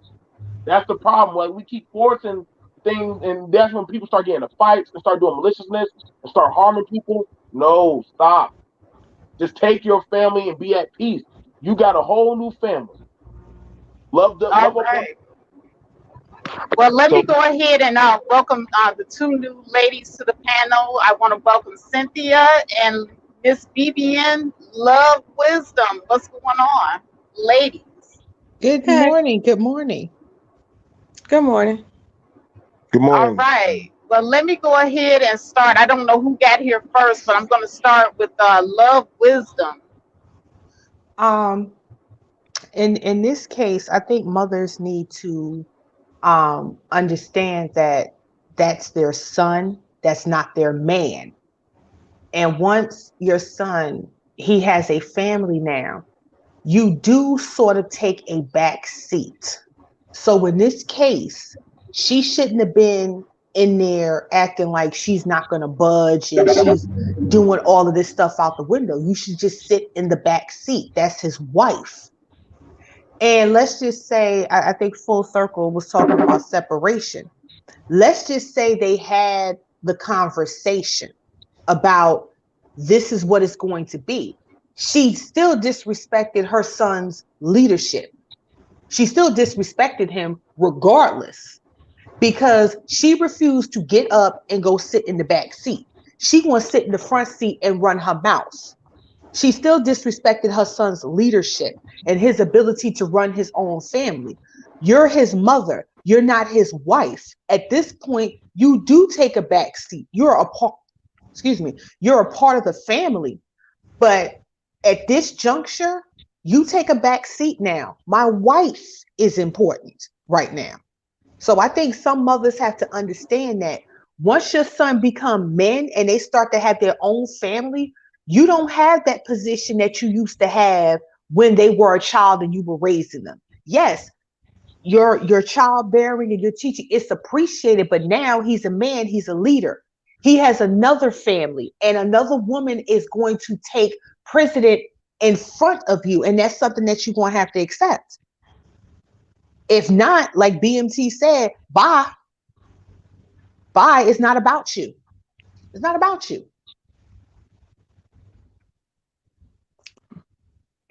Okay. Can I say something? Hello? Oh, go for it. Yeah, go ahead. Oh, Go ahead. This thing, respect is mutual.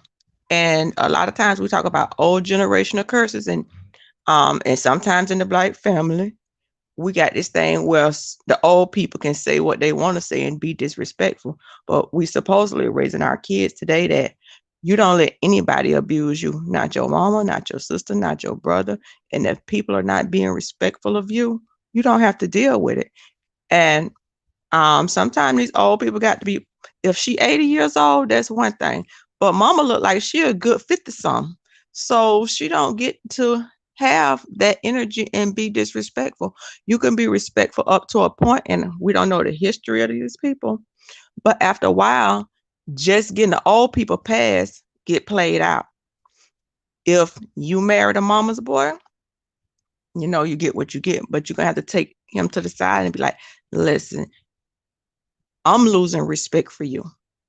If you cannot stand up and be a man, we're going to have a problem, not because your mama, but because of you. And so, I just think we have to recognize old people passes get expired after a while and after so much disrespect.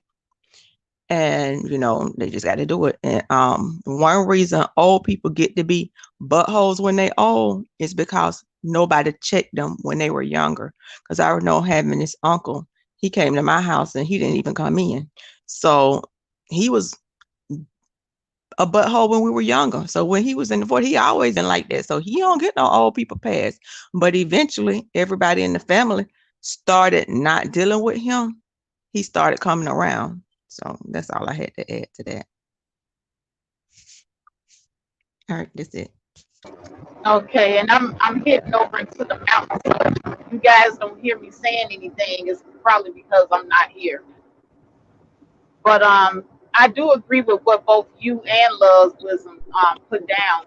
You know, the only thing is I understand, you know, if an older person is being disrespectful, then and certainly, you know, you don't want to entertain disrespect.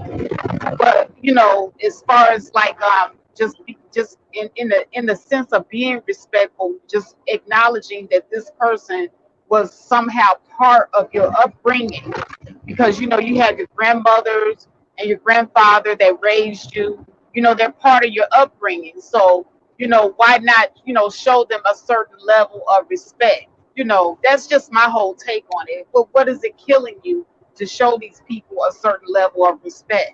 Because you're not ever going to be on the same footing as a person that wiped your behind when you was a baby. You see what I'm saying?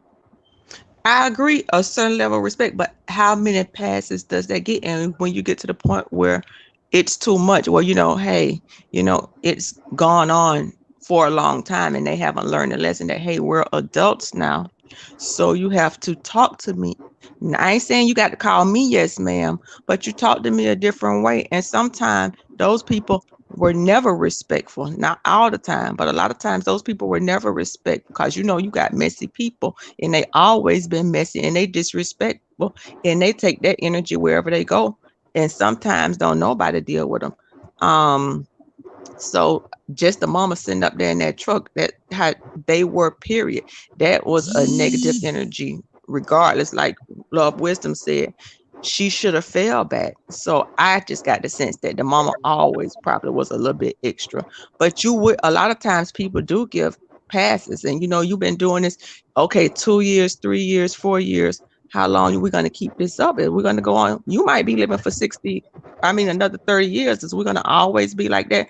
Because now when I come around you, I have a certain energy because how you doing me, and I don't want to be like that. So you're going to be invited to less family functions. If it's a Sunday dinner, that man going to have to be home with his family. You may not get an invite no more, because every time you come around, you bringing that drama.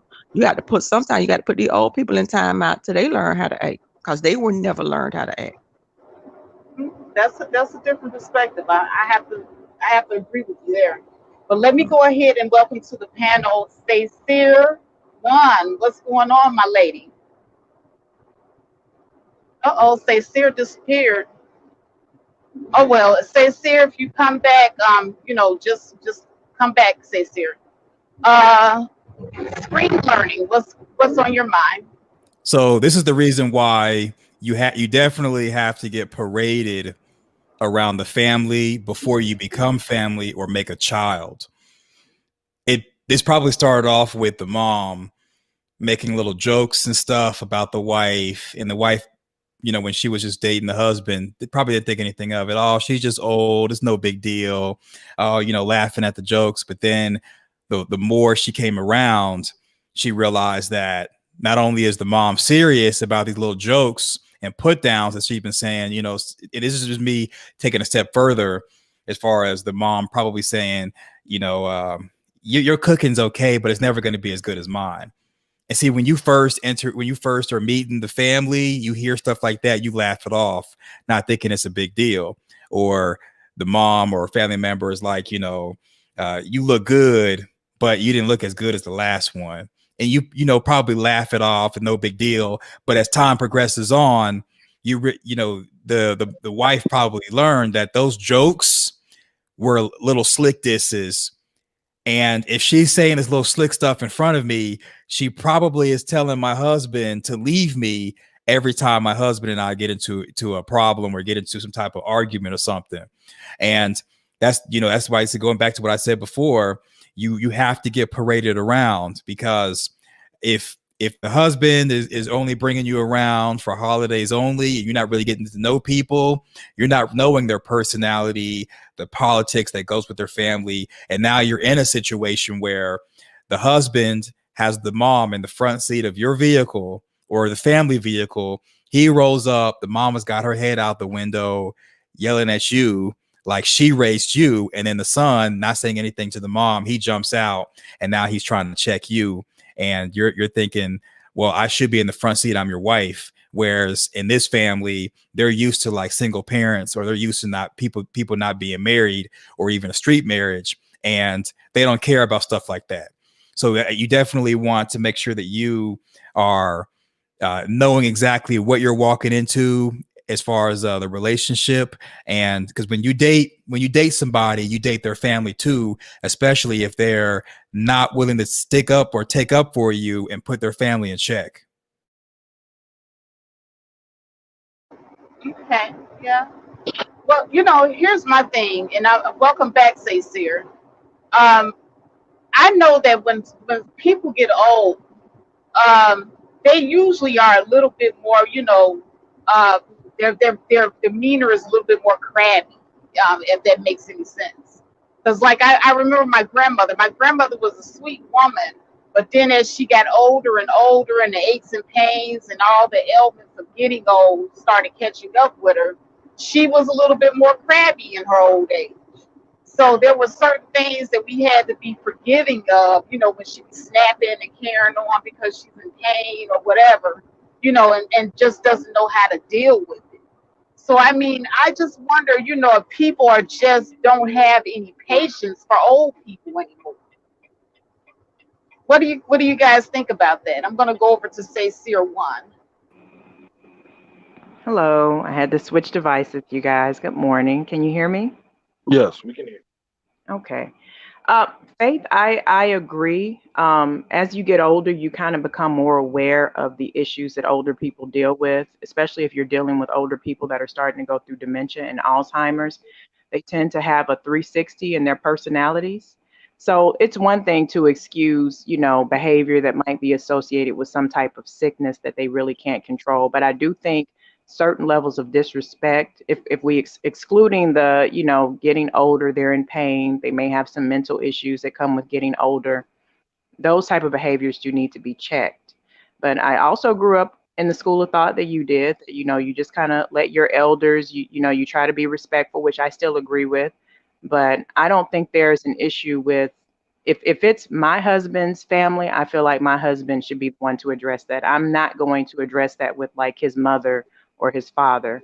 But I think a better question is, are we preparing our children in what to expect when they marry? Like, are we a part of their vetting process? Do they come to us and say, hey, mom, hey, dad, what do you think about such and such? I'm thinking about taking this relationship to the next level. Are we properly preparing them to deal with conflict within the family, is what I'm saying. Because I don't see being disrespectful to my future daughter-in-law. But me and my son, we have these conversations. So it's kind of already a certain code of conduct is already expected from me and from her. What do you guys think? Okay, going over to BMT. Yeah. Uh, I mean, when it comes to that, that's why you have the 2-year vetting process, introductory of family, cookouts, dinners. Hey, you know what, guys, we're gonna be doing Thanksgiving or we're gonna be doing like a dinner at Faith's house. Invite the parents, both parents over. I mean, these are things that easily y'all can actually meet each other, and actually start talking. Have a night with the men. You know what? Take the ladies, or ladies could go do something. See, you have to get the parents, you have to start making people start to engage, so that way you can get a feel of the dynamic. Not hide them from each other, but get them to engage. So that way you can see how they are. They might see something that you don't see. I know before I got married, guess what? And I'm not sure people still practice this, but guess what? I had to get up out of the room, My father and my mom talked to my wife on her own. I'm not sure people practice that. They sat down with her and talked with her. When it was just me and her parents, I sat down by myself and they just asked, so what are your intentions? What are your goals? What do you plan on doing? You see what I'm saying? These are things that you would want to do. And it's not something that, oh, well, you're being nosy. It's not being nosy. We're learning each other. I've sat down and talked with her uncle.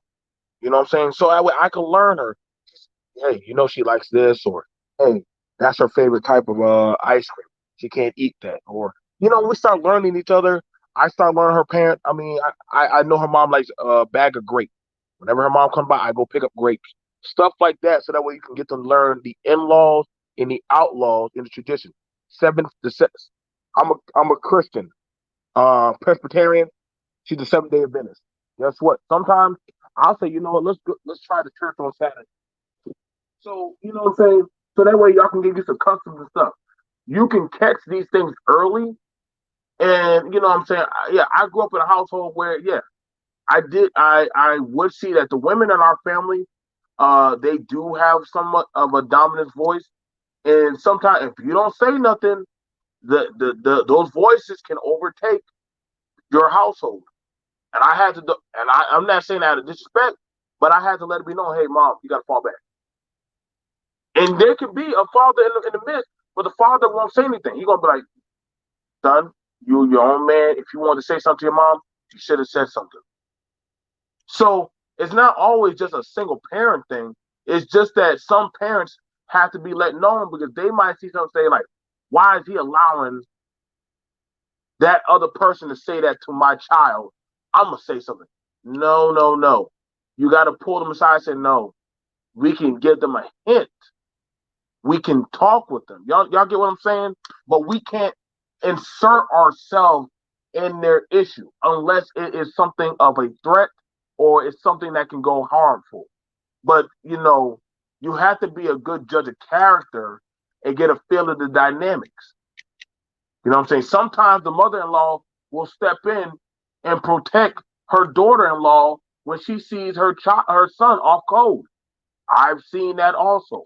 It ain't always just a one-sided thing. You got to look at these things and be a best judge of content. And it happened on different family dynamics of how we do this. But you got to sit down with your child, train up a child in the way they should go, so that way they don't depart from the training. So if you're training your child, hey, I'm teaching you how to be a better individual, how to be more respectful. You know what I'm saying? That you're the man of your house. That's what my father told me. When my father disrespected my old lady, guess what? I stopped. Hey, can I get the kids for the summer? No, you cannot. You disrespected my wife. You talked down on her. I'm not overlooking that. You apologize to her. And, I'll tell you what, we can probably talk about us coming together, but you're not going to get my kids alone. No, sir. Hey, Faith, can I come in when he's done? When he's done. Okay. But see, those things are about establishing boundaries. If you're disrespecting the family, you're disrespecting all of us. And that's going to cause controversy because literally, I promise you, that mate and those mates are going to talk about that at night. That is going to keep coming. Like the woman says, this keeps on happening. Women don't forget. Men get pet peeves. And when these things happen, they build up into something bigger where you could end up losing it all rather than just nipping it in the butt. So, Okay, I'm gonna move it over to full circle and then make it happen, Manny, after that. And then we're gonna cycle right back over to screen learning. Welcome to the panel, fellas. Okay, I'm back. Before the call got dropped. Faith, can you hear me? Yes, I can hear you. Okay, so I'm gonna throw this at you. Faith, I know you're a person, I don't know you personally, but I know you're all about Black families, okay? I know you mentioned not too long ago on a panel that you had a husband that passed away. I'm sorry to hear about your death. I'll let you know that. If anybody hasn't said it on the panel or back then on that chat, I'm letting you know. very sorry to hear about your death. I know you're all about Black families and togetherness as far as a collective. So you get mad respect. I'm going to start off with that. I'm going to backtrack to this. Going back to that video, or this video that you showed us, you have the husband that knows the wife and he knows his mother better than anything. Before even driving up, before even coming up or approaching the wife or even getting there in that situation, knowing that I know the wife, my wife, and my mother, I would have had her way in advance from leaving the home, wherever, the store, the market, wherever. She would have been in the back seat. And I'm going to agree with Sister George. I don't know if anybody else agree with that. The wife would have been in the front seat. That would have been done a long time ago. It wouldn't have been no situation of making a scene and an outburst and making some big thing break out into an escalation as far as an issue. It would be no issue or problem. You being the man needs to take that role and be in your position. Everyone has a role. The mother has a role. The wife has a role. They should know their positions. But you as a man, you're going to be tested. Never, ever think that you'll never be tested. Even your mother will test you. And she's going to even look at it to the point of, regardless if it was a single mother home or a father in the picture, she's going to test what you was made of, even from how she brought you up. And it'll show. That wife will even see it too. We see what you all about. She'll see if you're a mama boy or if you're a man. And it's sad to even be in a situation, being in a marriage, that she has to look at you like that. That's that part. Another part too, when I got cut off, I want to bring this in, Faith, when it comes to separation. We got to take into account, we don't know the situation, but let's just say, for an example, he might have a daughter or a son. They might have children. So to do the whole separating thing, somehow, some way, that grandmother is going to have a grandchild. It's going to be a kid. To separate them might be looked at as like the solution, but it's not going to be the whole solution, because that grandmother is going to want to see her kid. So for how long are you going to be able to separate the two? You're not going to be able to continue to do that forever. So somewhere in there, they're going to have to get along. But during the holidays, during a birthday, they see each other. And we have that bad within the Black community and families. We always think that separating is the issue. There's many families right now that don't even talk. Prime example, you got Elisa Ray and the brat. She gets engaged to Judy or Jessica, and they don't even talk. We're very, very bad when it comes to separating and going the other direction, because we just don't get along. We have that really bad faith in the chat and the people listening, and we need to work on that as Blacks, as Black families. It doesn't solve anything. So we need to find a way to come together, get together. Now, if you've done everything possible you can do, then you go and do what you need to do to separate. But we need to start figuring out a way when it comes to families, how we can come together and stop running all the time. And I'm not saying that was discussed in that, but that's just my take on it. We always look at it where, hey, that's the answer, and that's never the answer. And then when it's time to combine forces as a collective, we can't, because we've been so busy separating, using that as the answer. And a divorce in the picture is that if that's a girlfriend, that's a girlfriend. You separate, you break up. That's easy said than done, maybe, unless there's children in the picture. But if you're married to her, there's more to it than just, hey, I'm just going to separate. So I think you kind of get it, the picture, this separating thing. There's got to be another way. Do what you can do, the best you can do, and then you go to plan B and C, and you go from there. I'm done, Faith. I wanted to ask the women of the panel, would you feel safe to have your child go over to a family member's house and y'all have bad blood? Okay, what was that again? Would the women of the panel feel safe to have their child go over to a family member's house and y'all have bad blood? No. Any other? No. I mean, it really depends on what it is. Now, I could not get along with my mother-in-law, but I recognize that my children need that relationship. Okay. Any other ladies? No, I don't trust it, because here's the thing. Regardless of what we have going on, I know people are manipulators, and if you and I are having bad blood, you can't respect my decisions on certain things. what some in-laws would try to do, they would try to manipulate the children to get information. And it's like, no, if you can't respect my decision on certain things, you're not allowed to see my children, because you could be manipulating my children. And next thing you know, my children is going to turn against me based on something that you said, because you're trying to get back in my good graces, even though you wouldn't respect my decision on certain things. So no. Mm-mm. Ray. Well, let me real quickly, before anybody else speaks, I want to acknowledge the $5 super chat from Dollar Washer. He says, you know what I don't like? When a woman or man doesn't like people chastising their kids or them, but think they have the audacity.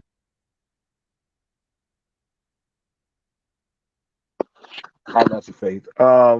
You know what I don't like, says Dollar Washer. You know what I don't like? When a woman or a man doesn't like people chastising their kids or them, but think they have the audacity to do so to others. Shout out to Dollar Washer for the $5 super chat. We agree. I agree. We hear people say it all the time. Don't chastise my kids, but and I've seen that in church. You can't say nothing to their kids, but they can say any and everything that they want and no consequences. I agree with that. All right, so I want to move it over to Make It Happen, Manny. Good morning. Good morning to everybody on the panel. Thanks for having me up, Faith. Morning. I actually had a question, and I can't be up here very long, so I really want to get this question out. Is it abnormal under the realm of marriage for each individual spouse to state claim to certain things? Going back to the my card thing, I was having a convo in the chat about it, and I didn't really get a good consensus about it. So is that abnormal? For even though we're married, I enjoy this, he enjoys that, I respect he enjoys this, so that's his space or that's his thing, and he respects that I enjoys this, so this is my thing and this is my space. Is that abnormal?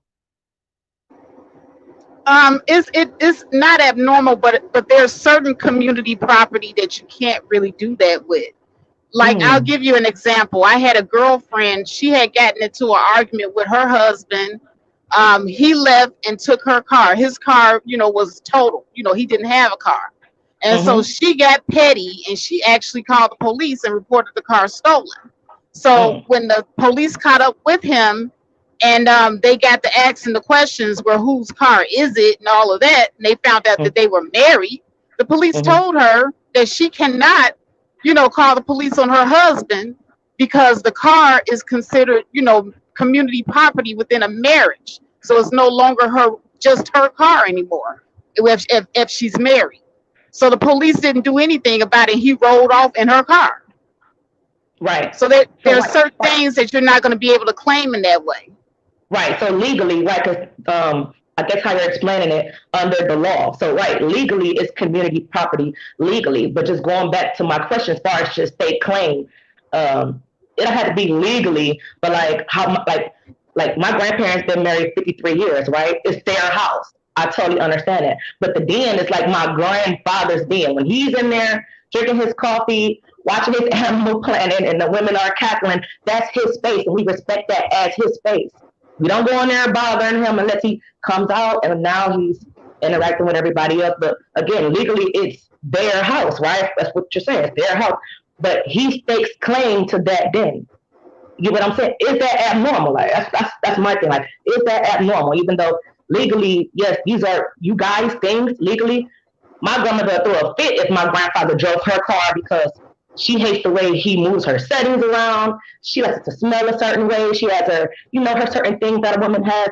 So if he was to drive her car, which in my lifetime I've only seen him do it twice, she's throwing a whole fit like, what the fuck? Oh my God, you got 3 cars. What the hell you doing in my car? So just going back to the convo I was having in the chat, I'm like, okay, maybe that's abnormal for me to see that in my family. Maybe that's abnormal. Because going back to the video, My grandfather would have never put up in my grandmother's truck to pick up anybody. He would have put up in his own vehicle. You know what I'm saying? Okay, does anybody else want to take this? That's fine. Like I said, I got multiple vehicles parked. You know what I'm saying? You know, Miss BMT has her own Jeep that she drives. Mhm. You know, and I've woken up some days and I'll be like, "Where's my keys?" You know, and go outside and my truck be gone, and I'm like, she didn't put gas in her car, so she just took my car. And I could be angry and be like, I can't believe she took my car, but deep down inside, I'm like, that's what the vehicles are for. You know what I'm saying? Granted, we all have specific things like my chair, my room, my man cave, but you know what I'm saying. As in a relationship, we give that space to those people. You know what I'm saying, where they can de-stress or they do something a certain way. Her car smells way nicer than mine. You know what I'm saying? But however, I predominantly call it, but that's her thing she predominantly uses for the most part.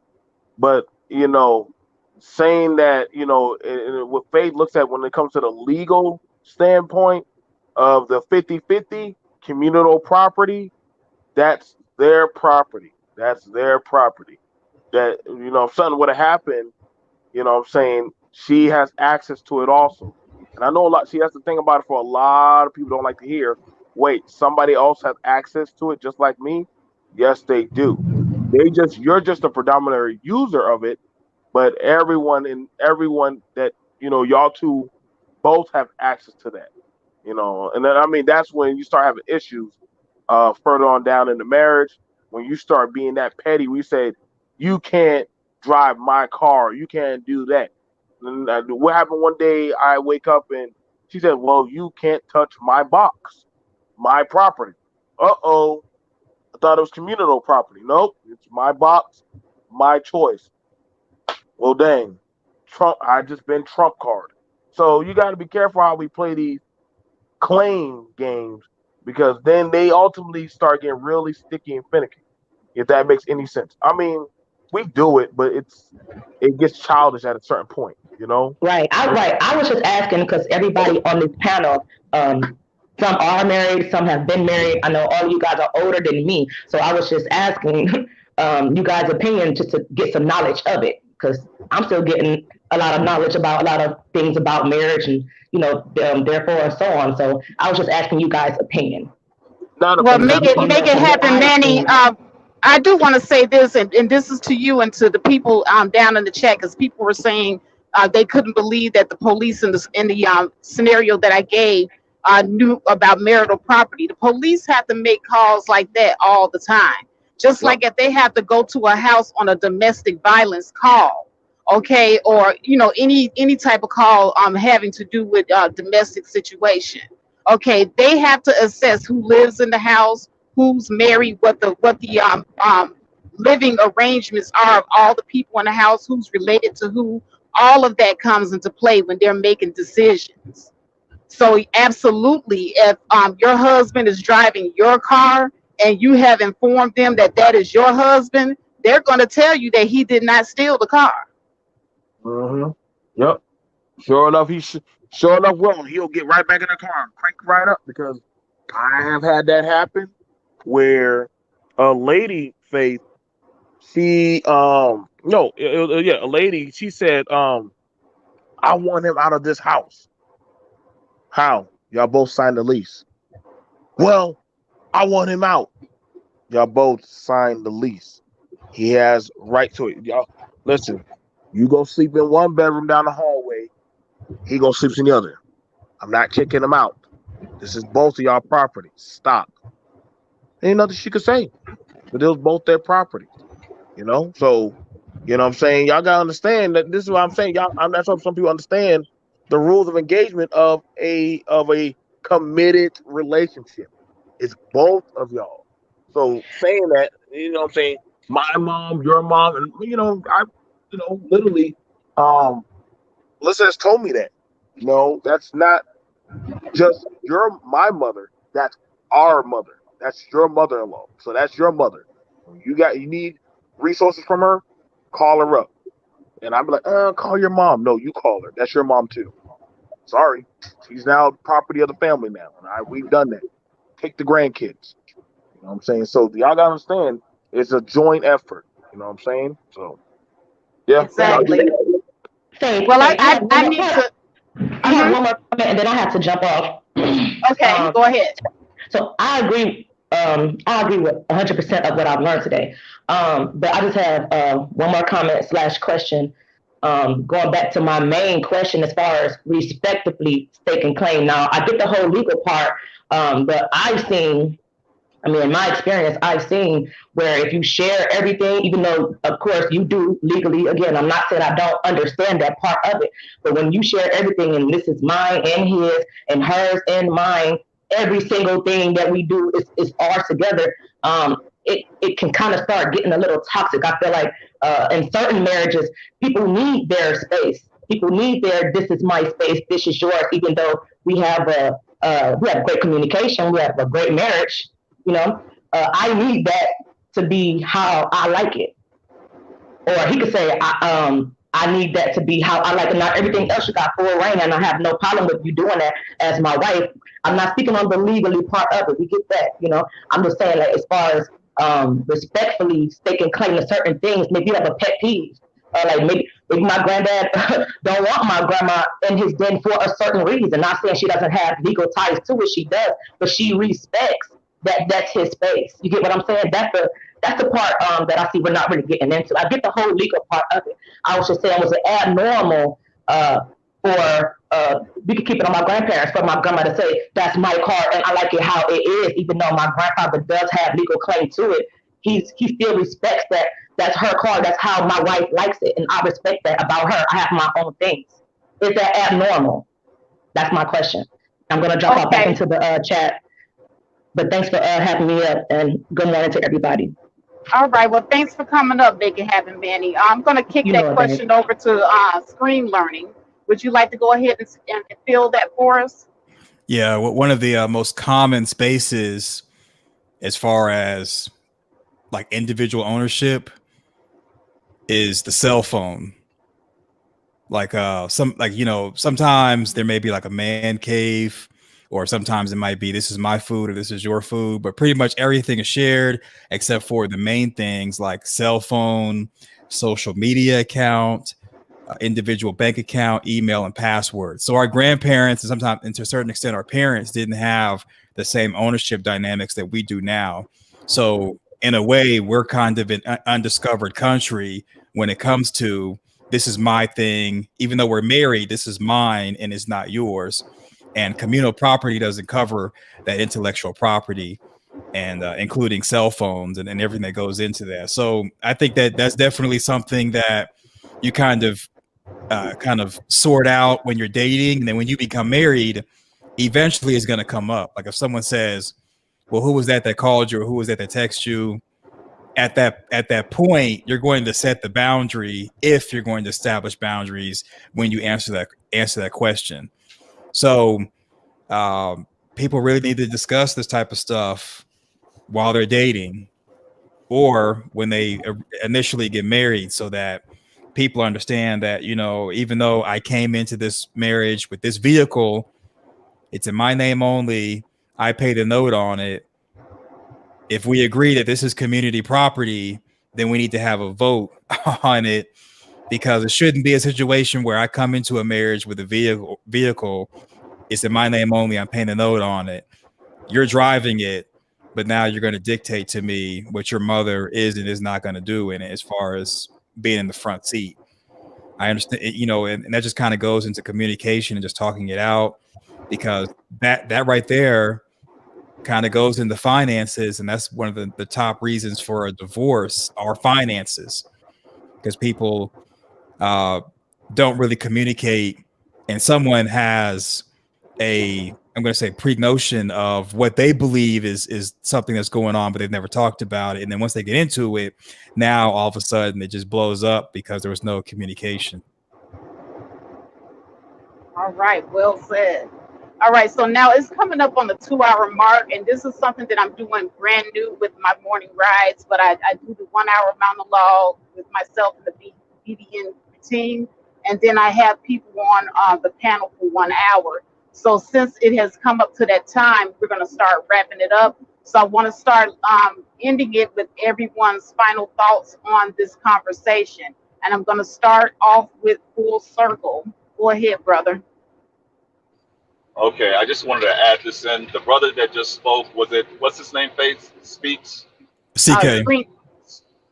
Is it CK? Okay. Yeah. CK, yeah, I just wanted to come back off of what he said on my final thoughts. We mentioned respect earlier.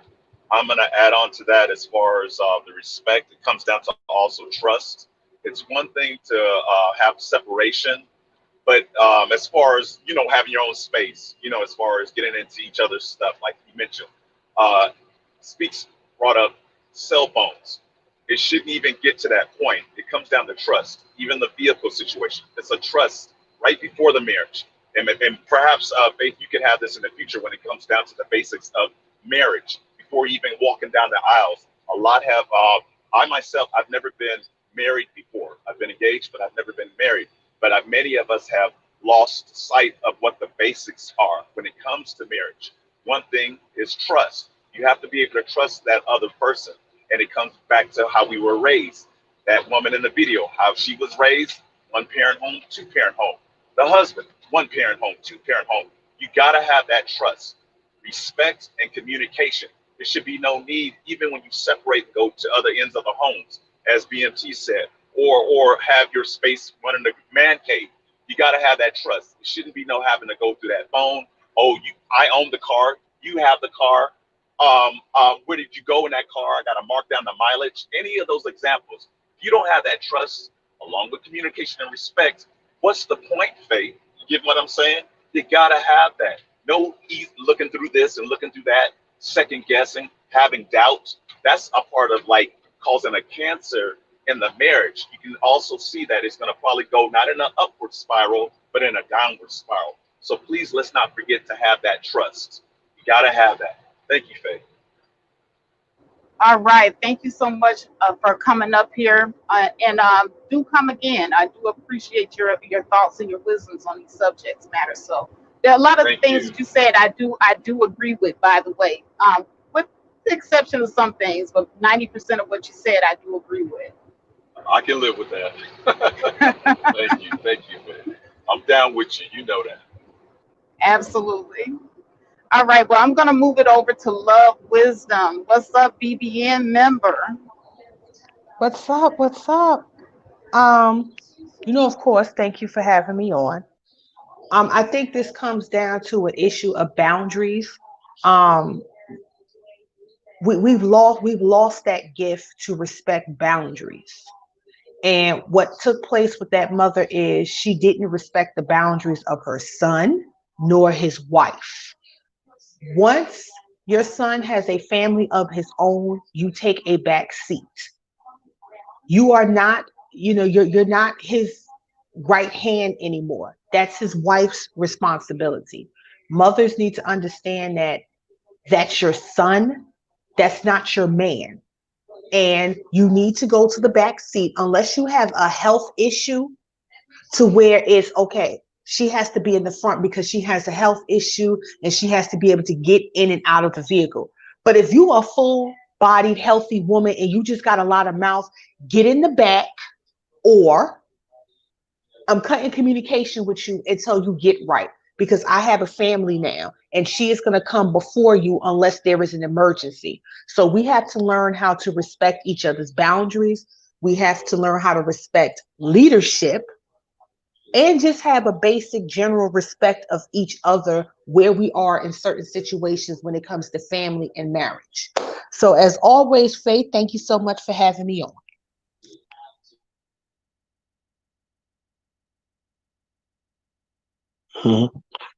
Anybody else? I think Faith, I'm not sure she's driving in the mountains like she does.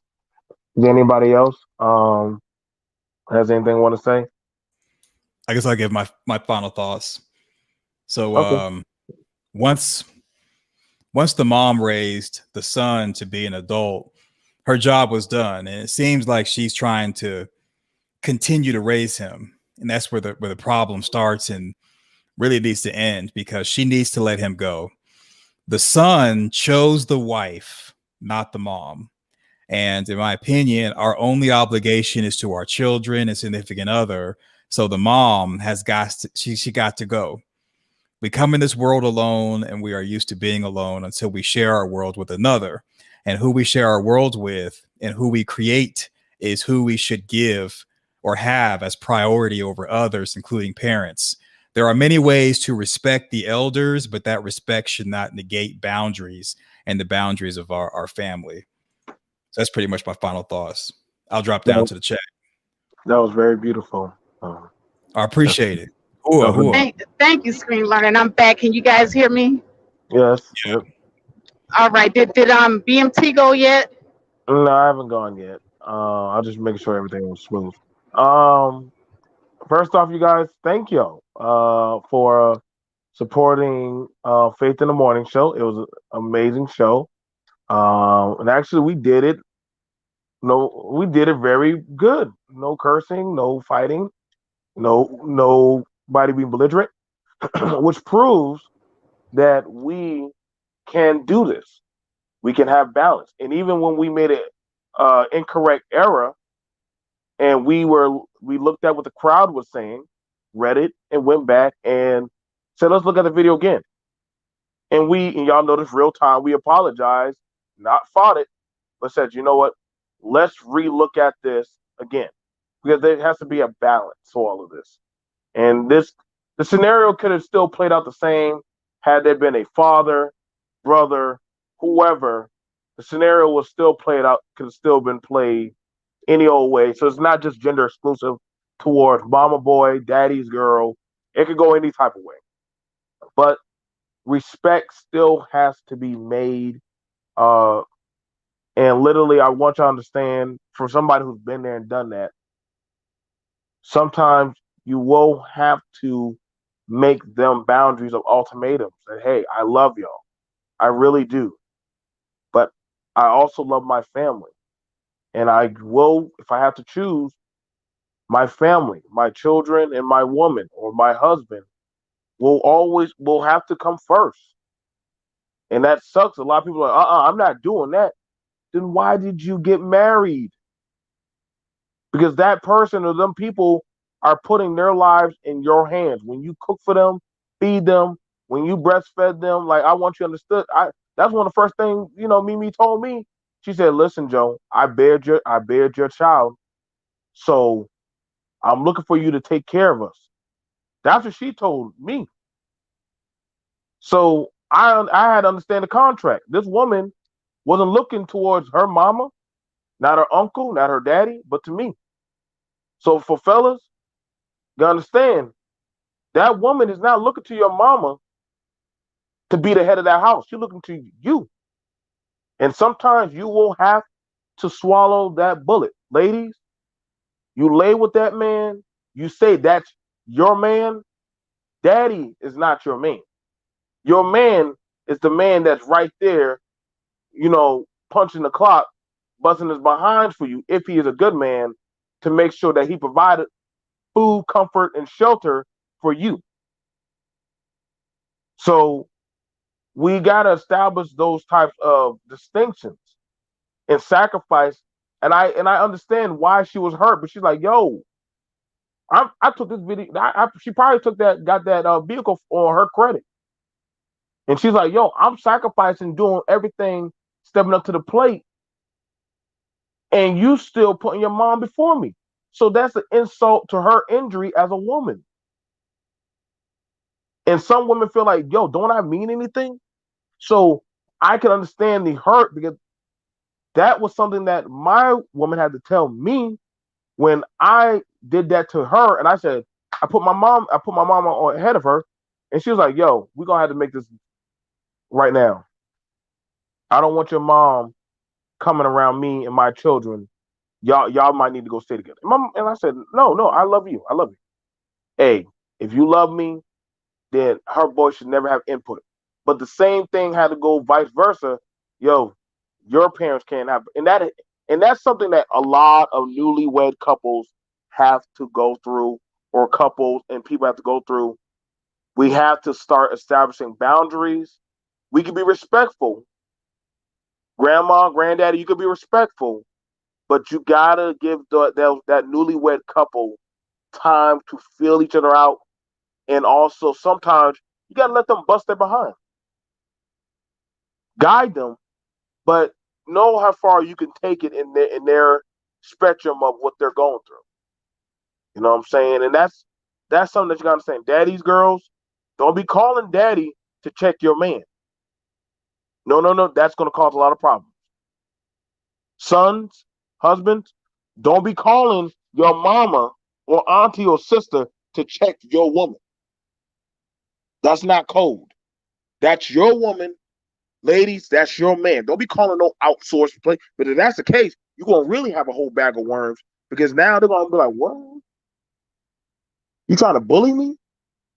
You trying to use her to threaten me and my kids? And I'm not gonna lie, I'm not sending my kids to nobody. If I don't feel safe there or comfortable there, my kids will not be going there. But I dealt with that when I was a child, that people will say things about my father or my mother to me, the child, in front of me. Oh, your father, he's a demon. He got problems. Your mama, I don't know why he chose her. Why would you say that to a child? And a lot of kids hear that and they start looking at their parents differently and say, well, grandma told me that you do this. See? That's some boundaries being crossed. So you got to check these things at the door. I had that. I've had the conversation. Yo, don't be talking about my wife to my daughter or my son like that. You do that again, yo, don't call me. Don't text me. Don't know me. I'm going to treat you like a stranger. Shout out to Dana for the $5 sticker. But yeah, y'all, let's start showing the family boundaries, man. We can learn to live together and respect each other. And if we can't, I love you, but I'm gonna have to love you from a distance. You know what I'm saying? All right, Faith, you got it. All right. Thank you, BMT, for those 50 words of wisdom. And also, I was trying to find the other super chat, because I believe that was oh goodness, I can't find it now. I was clicking on Dana's and totally got away from it. I think, who was that? No, it wasn't Dollar Washer. I got Dollar Washer from earlier. I got Dana's. Okay, it was Delicate Jewel. She said, Faith, salute 100 to you and your channel is growth. This is a needed channel for our community. Thank you, Delicate Jewel. I appreciate the super chat, and also thank you so much for the compliment to this channel. I do try my best to bring forth family friendly material. Like I said, I'm trying to, change the way we're doing things here. I'm shortening up the time that I'm broadcasting these morning drives. And we're also, going with the no cursing policy on this channel, so make it PG-13, because I do talk a lot about family on here. And I don't want anyone, not to be able to listen to my live streams and, be afraid to have their child sitting next to them, because there's so much cursing and buffoonery going on. So we're cutting back on that. Also, there's some new rules going on. I had to snatch some wrenches. Okay, so there's going to be some of you that look up and find that you don't have wrenches. Okay, it's not because you've done anything super bad or super terrible, but there are some channel rules that I have to enforce, and I had not been enforcing before.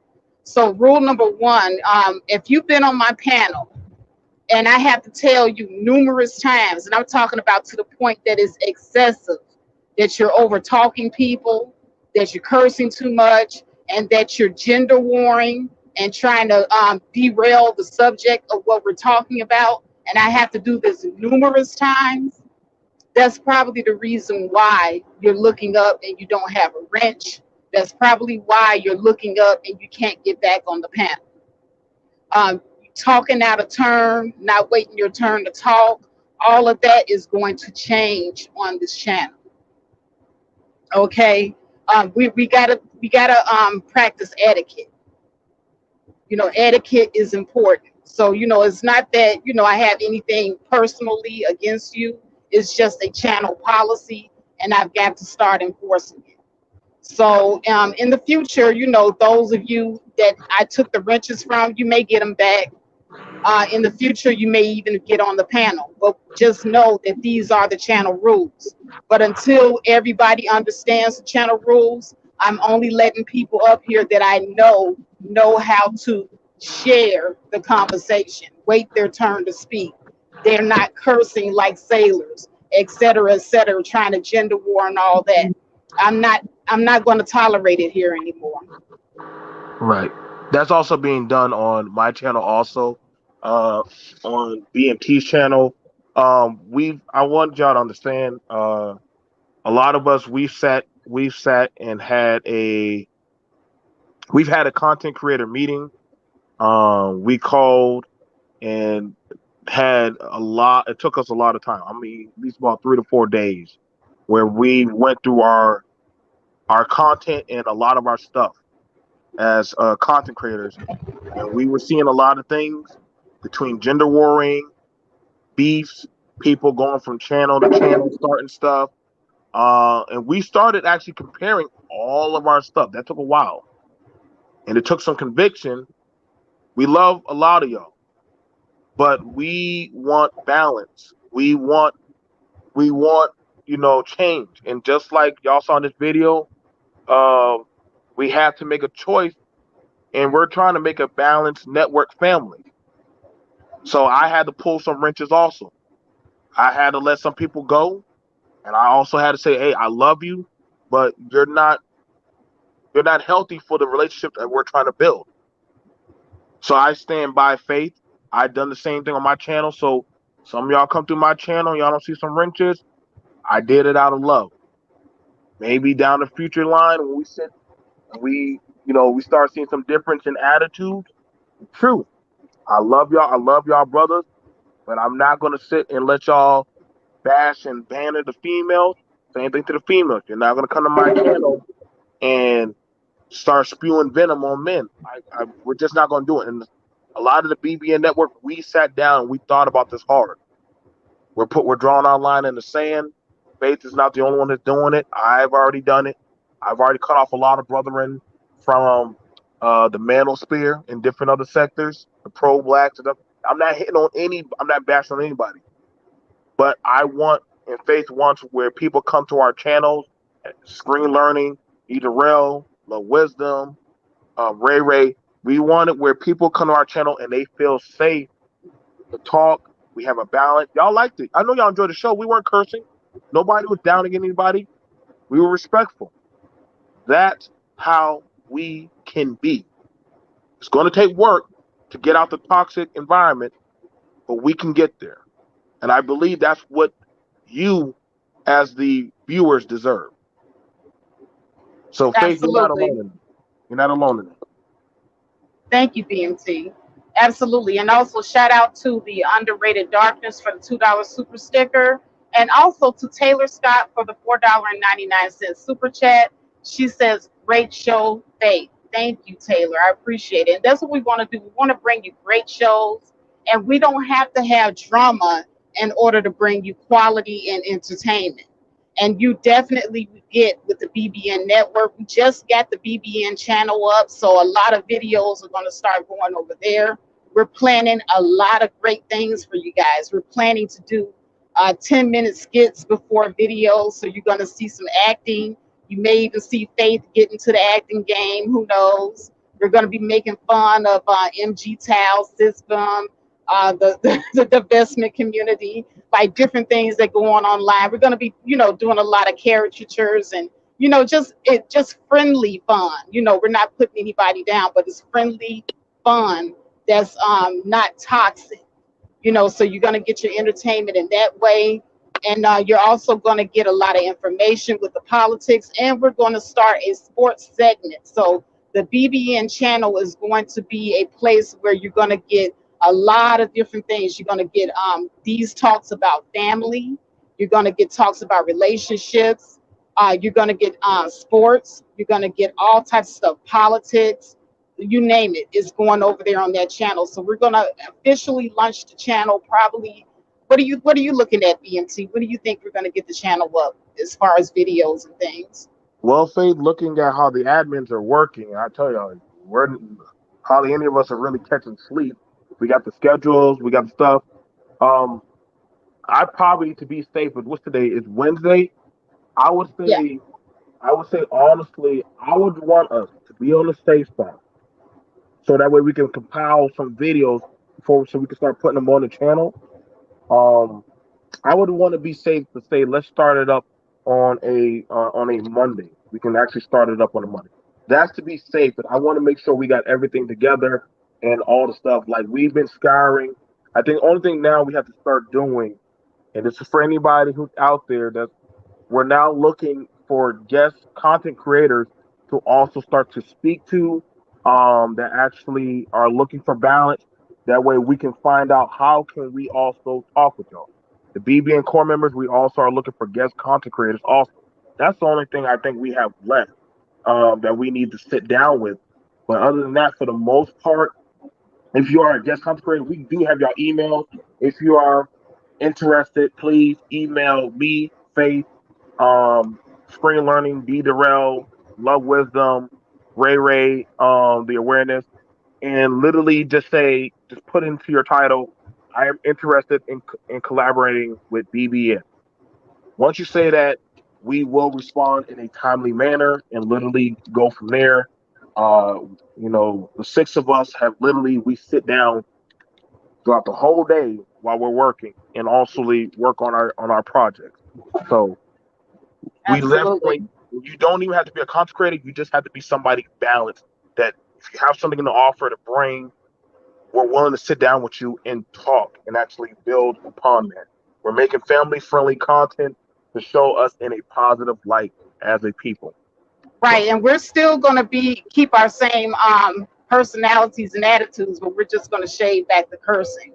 So you're still going to see that sauciness from me. I'm gonna be a little mean and evil sometimes, but I'm just going to do that minus the cursing.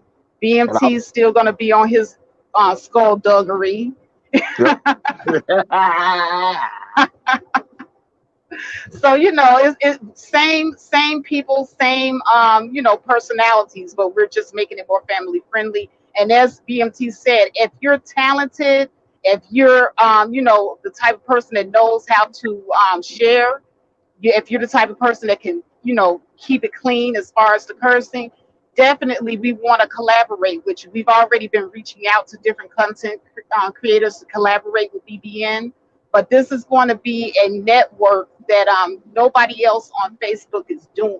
Okay, we're going to turn that channel into something like what you see on your regular TV. You can get your news, you can get your sports, you can get your daily dose of drama. So we're here for you guys. We're here to try to bring you the quality content because you guys so richly deserve that. And in return, all we ask is that you lend us your support. Don't forget. And before I forget, shout out to Mama Max.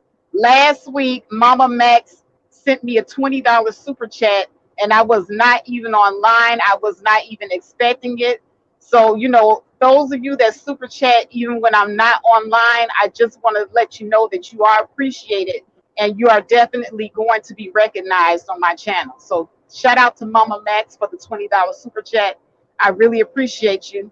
And, hey guys, just remember that anything that you donate to this channel only makes BBN better and stronger. So if you believe in quality Black content on YouTube, donate to our channels. We have D Darrell, Screen Learning, Love Wisdom, Ray, BMT, and myself. And these are the three channels the 6 channels within BBN. And we're going to start dropping those links to the main channel once the main channel is up and has videos on it. Right now, we haven't uploaded any videos there, so we're not going to drop the link yet until it is completely finished. We're in the process of working on it. Ignore the channel. Ignore it. I dropped it already. Oh, he dropped it already. But I mean, okay, if you guys just want to go there and just subscribe to the channel, just to be subscribed to it, we're still working on it. So if you don't see any videos on it right now, it is because we're still working on it. We're probably not going to get it fully functioning up and running until like maybe next week or so. What do you think? Yeah, I say next week or so. Right, next week. Right now, only thing you're seeing is a retail vacant building. That's all you're seeing right now. That's all you're seeing right now. We're still doing the admin work. We're still setting up the equipment on different sides. We're still doing the editing. Like I said, we're putting a lot of time, effort, and money into this, you guys. And this is our baby. Like I said, this is our baby that we're working hard on to try something very different. So the pressure is definitely on. Trust and believe. I don't think I didn't go to bed until like 4 o'clock in the morning. Some of us were still awake, still working. So we're working our behind off. Are you BNP? Are you writing? Faith, are you doing this? Screen, are you doing that? Didero, are you doing this? Like, we're like, stop calling us. Look, Love Wisdom, don't call me. Like, we're getting on each other's nerves, but we are working hard to get this right. We're working hard. We're going to keep working hard. So, you guys, like I said, we're doing this for y'all. We y'all deserve this. So we'll see y'all. Thank you, Dane. Like I said, guys, subscribe to the channel. Hit the bell. Definitely, we haven't done the big debut, but we are working for you guys. We are definitely working for you guys, man. All right. So if you guys want to go ahead, go over and subscribe to the channel. We'll do the big debut over there and probably simulcast it on all of our channels. It's going to be a gala event. So I hope to see you all there. And once again, I want to thank all of the people that get up here early in the morning to watch Faith's morning show. You guys are the real MVPs. And with that, we're out. Bye.